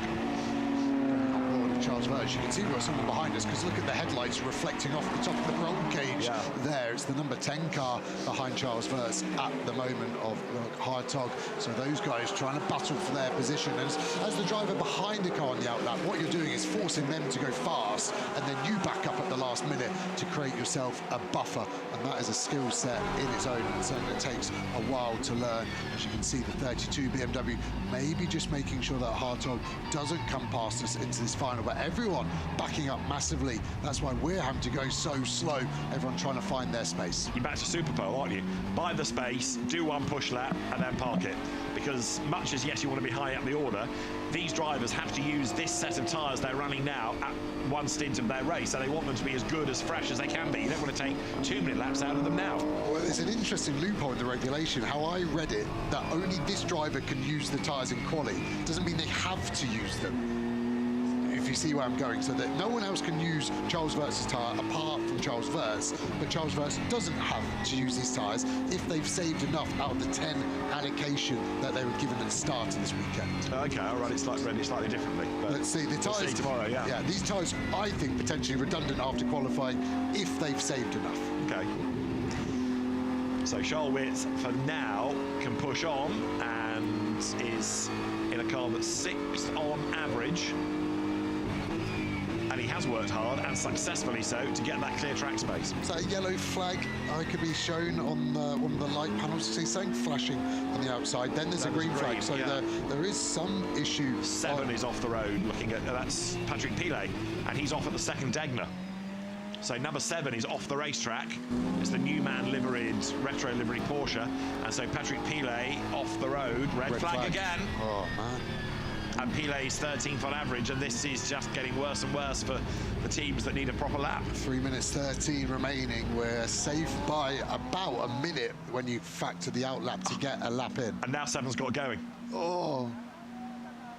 Looking at our GPS tracker, number 7 was off at the Degner curve and is now on the move once again. And that is one of those moments where race control groan. They'll always give you about half a minute to try and fire up the car. But there, look, you can see it's been off the road. It's got dirty tyres. Patrick Pilet is on the move again with that me kind of expression. Loses his fastest lap for causing a red flag as well, which he'll go, I didn't want the red flag. I'm back in pit lane. Why'd you do it? And race control go, why'd you go in the gravel? And the battle continues as the marshals have had a busy evening with red flags. Third red flag of the qualifying. That's not what we've been used to. And as you said earlier, David, we've been relatively well behaved leading up to it. So they've either saved all their frustration for this qualifying, or they're getting a bit tired. And of course, if this is the pattern for the darkness tomorrow, it's going to be a really interesting end to the race, isn't it? Because if this is where people are making mistakes, then it's going to have a different dynamic to the end of 6.5 hours of racing here at Suzuka. We spoke to him earlier, Luca Stolz, but that car will be grinning ear to ear. They're currently pole position on the combined times, and I don't think they expected to be there. But I said how lucky Martin was earlier getting that lap in for the first red flag of this session. That, at the moment, is the luck decider. He was safe by 5 seconds, and in my opinion, that's why that car currently on pole position. Okay, 3 minutes 13 seconds. You can do an outlap and a push lap, but would it be a quick enough one? Is it actually worth doing? It's close enough where the tyre's there, but now they would have done another heat cycle, potentially. It's going to be a really quick restart, isn't it? I expect the last car to get back to pit lane. That's the number 45 car, currently going around 200 hours, so at 80 kilometers an hour. He'll be back in 2 minutes 20. So we'll go back to going quickly, but the rush in pit lane is going to be exponentially worse than we've just seen. So finding space, it's going to be really difficult. I expect cars, again, I said a second and a half. If you were a second half off what you could have done on new tyres, I think that's probably grown to maybe 1.8, 1.9 seconds now. The tyre life has depleted even more. So if you're that much off, 1.9 and above, you will improve. If you're below that, I think you're done. And that's a huge amount of time, frustratingly, for these drivers left on the table, potentially. So there's no reason why race control would not restart it, even if it doesn't achieve very much. If there's less than a lap time in the session, well, fair enough, but there's a little bit of slack in the timetable. The curfew is in about 50 minutes' time. There is another session for track activity to come, but it's not a race, it's not dependent on time, so that can be as long or short as the customer wants. We saw the Ram and Rocket Harmony Racing Ferrari coming in. Dennis Marshall will be one of those drivers. He's currently on a 2:05.9, so he's a good 5 seconds off the pace, so he should be able to improve. But the team will really be having to work out all the equations to work out if they've got enough fuel as well now, of course. Can't refuel during the session. Yes, we're going slow under a red flag, but it introduces another outlap. If the driver went, how many laps do I need to do my time in qualifying? It would have been 2 push, and the engineer would have gone, okay, I'll fuel it for 3 in case he makes a mistake. And suddenly we're getting up to nearly double that in amount of laps done. So do these cars have enough fuel to do another run? And that'll be something else that the teams are having to factor in, and it may be that therefore they can't go back out because they just don't have the fuel to do an out and a push and an in. And provide a sample, the fuel sample that is, at the end of the session to make sure that they comply with the regulations. Right, the last car is almost back, and then I think, as you say, the fast lane's going to be opened on short notice, and we will be back in business. Yeah, so last car coming into the last corner. Now you can see it on the shots, actually 33 Porsche, and so as soon as he's in, if race control are being fair, they'll let him stop in the box, swing out to 45 degrees, and then all is fair to get going again. Interestingly, every red flag procedure has been under investigation.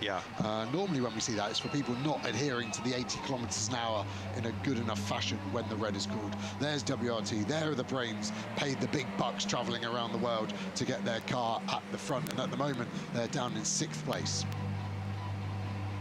So right now, you've got Mercedes and Nissan on the front row and a Corvette on the second row, number 2, thanks to Scott McLaughlin's efforts, and the Baumann Kenny Habul Mercedes 4th.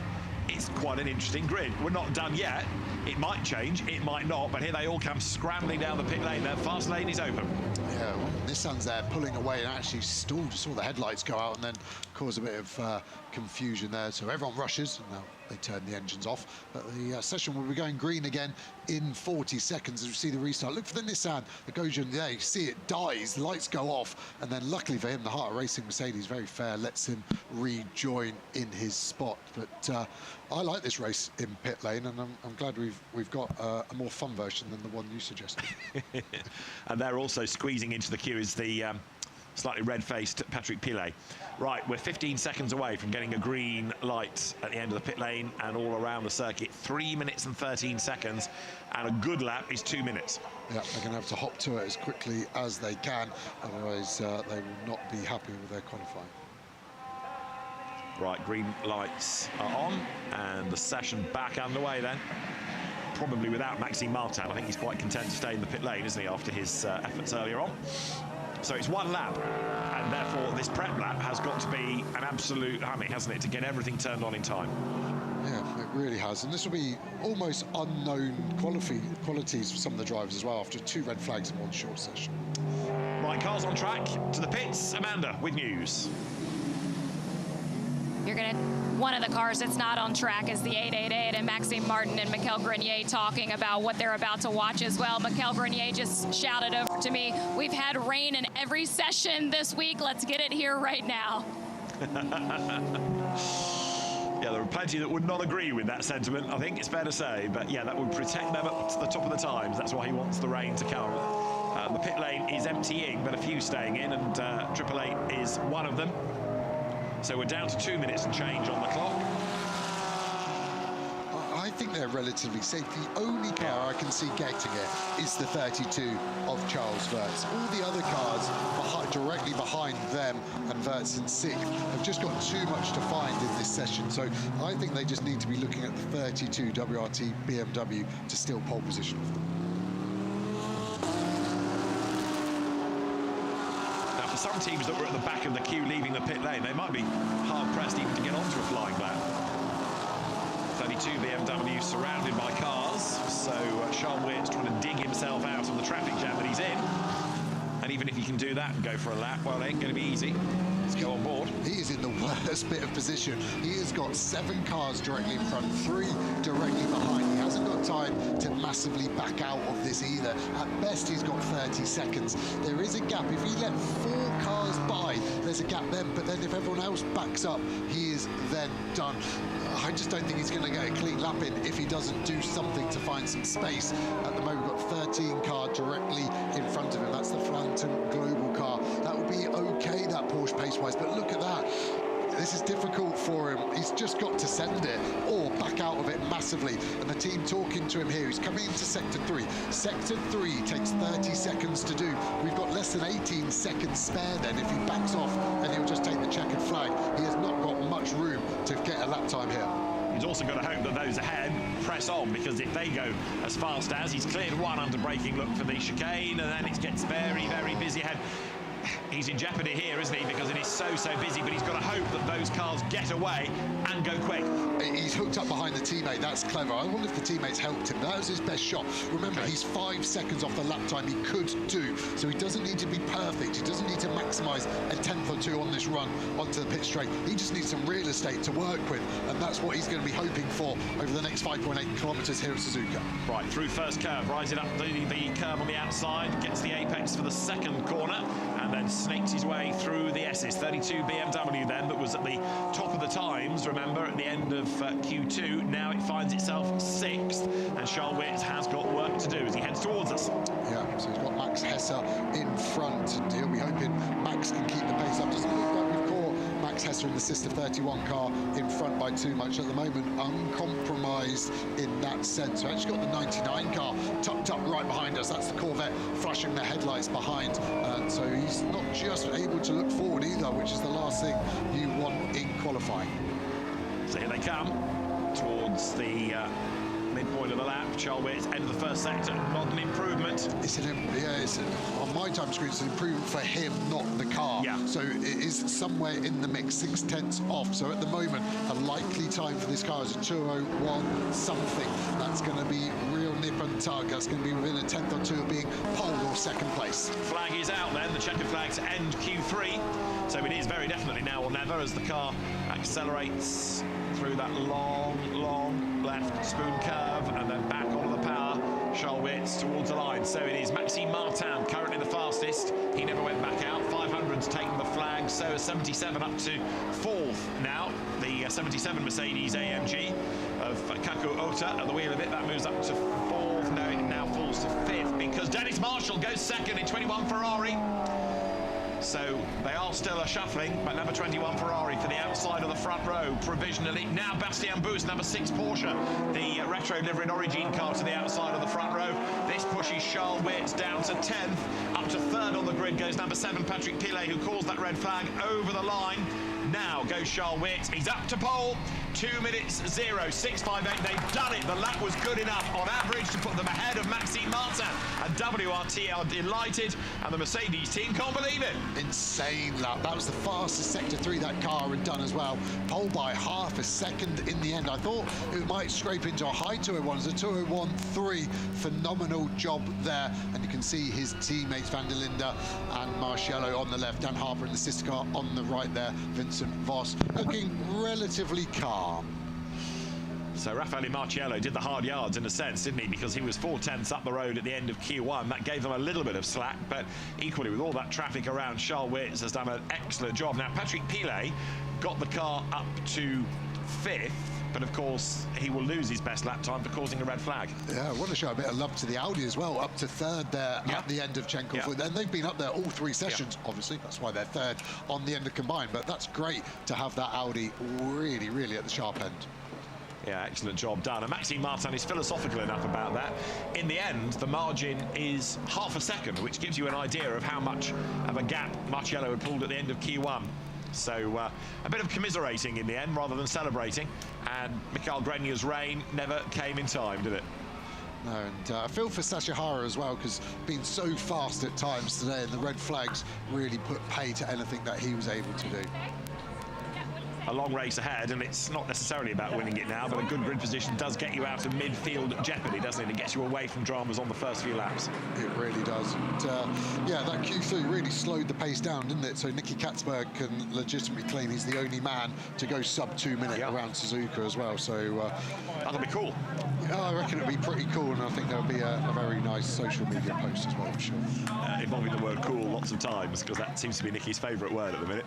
The GMR team, Gruppa M Racing, condoling themselves with second on the grid. There is 32, then Charles Wirtz brings it back. That's another driver that's really developed, and he's done it over the last few years in a really bright spotlight, thrown in against initial co-driver Dries van Thor.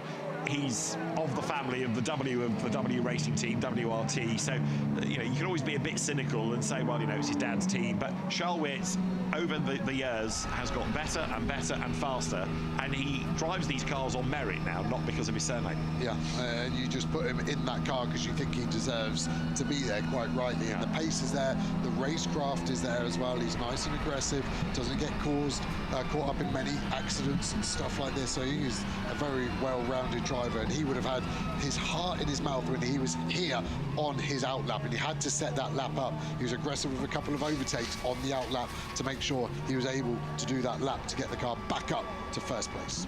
So down the pit lane come the cars then for the Parc Fermé conditions, the scrutineering checks, and hopefully we can find Raffaele Marciello and Kelvin van der Linde to come and join Charles Wirtz, and they can ponder about pole and how that sets the BMW up for tomorrow.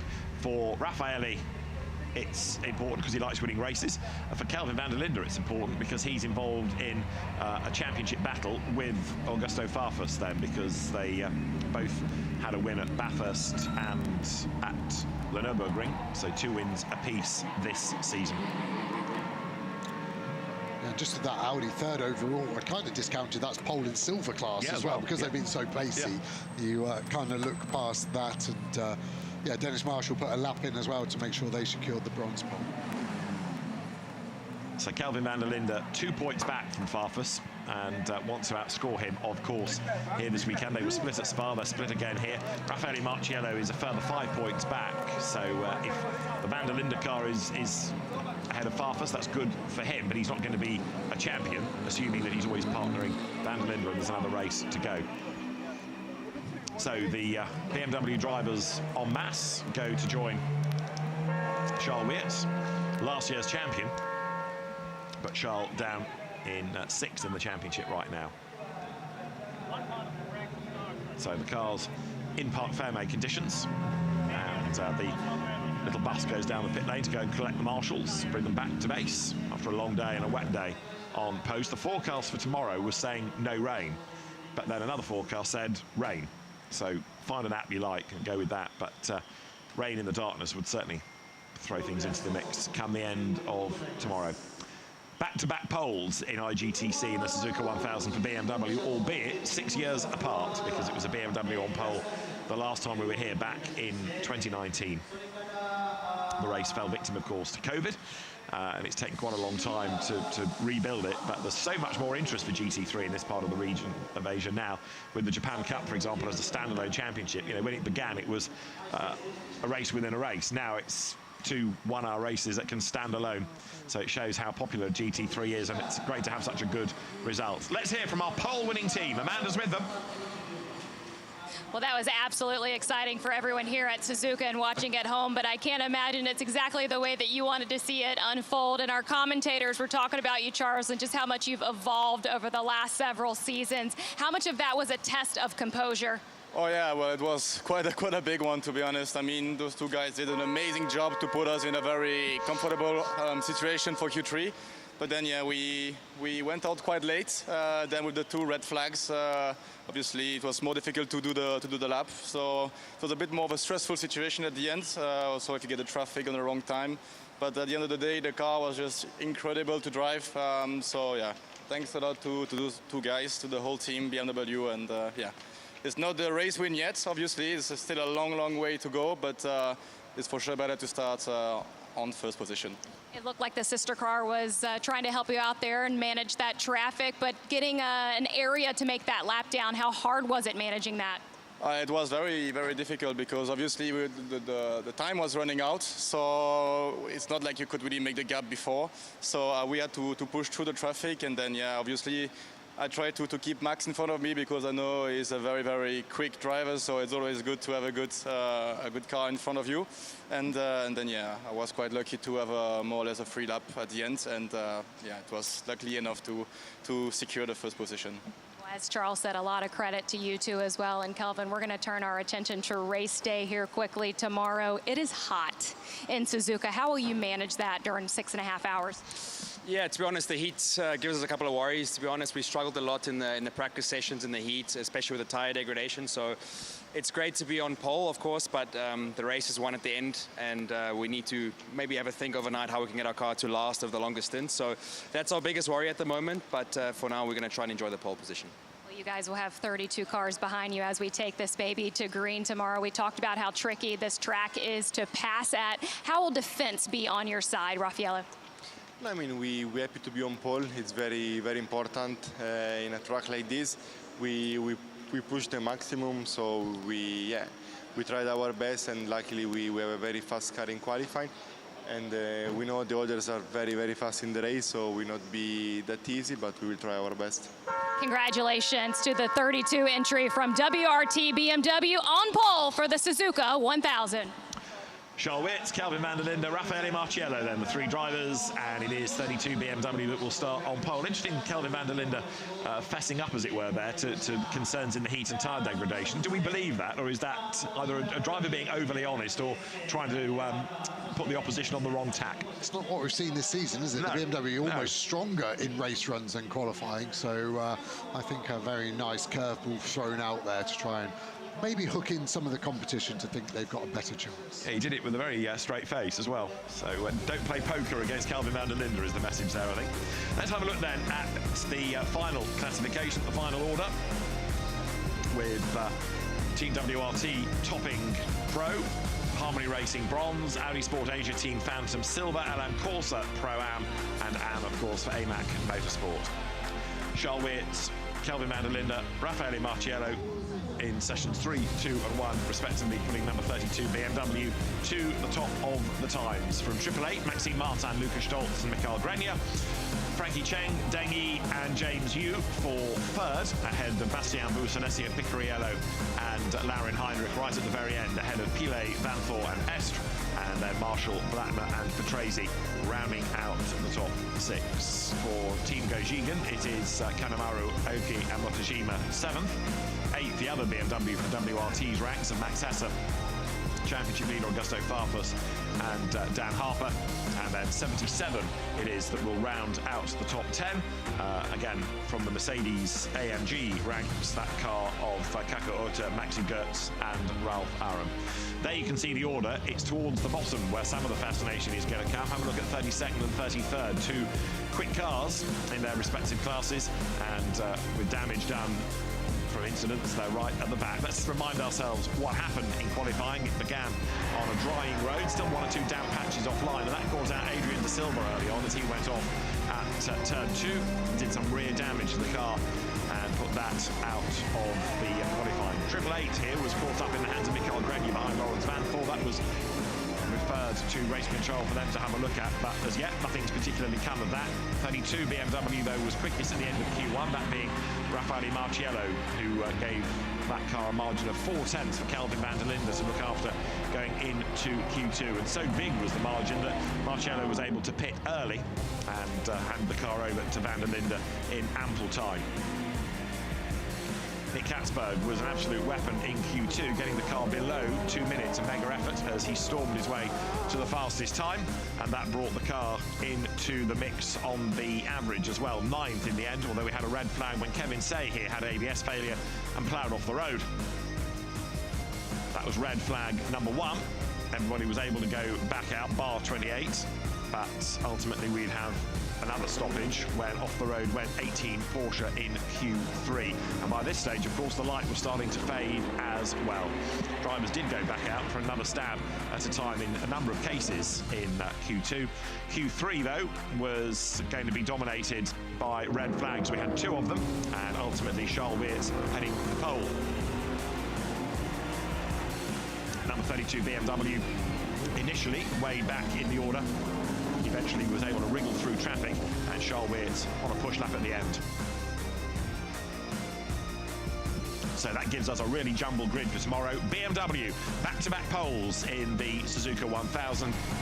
The race is going to be awesome, and do not miss it. Join us tomorrow for race day at Suzuka.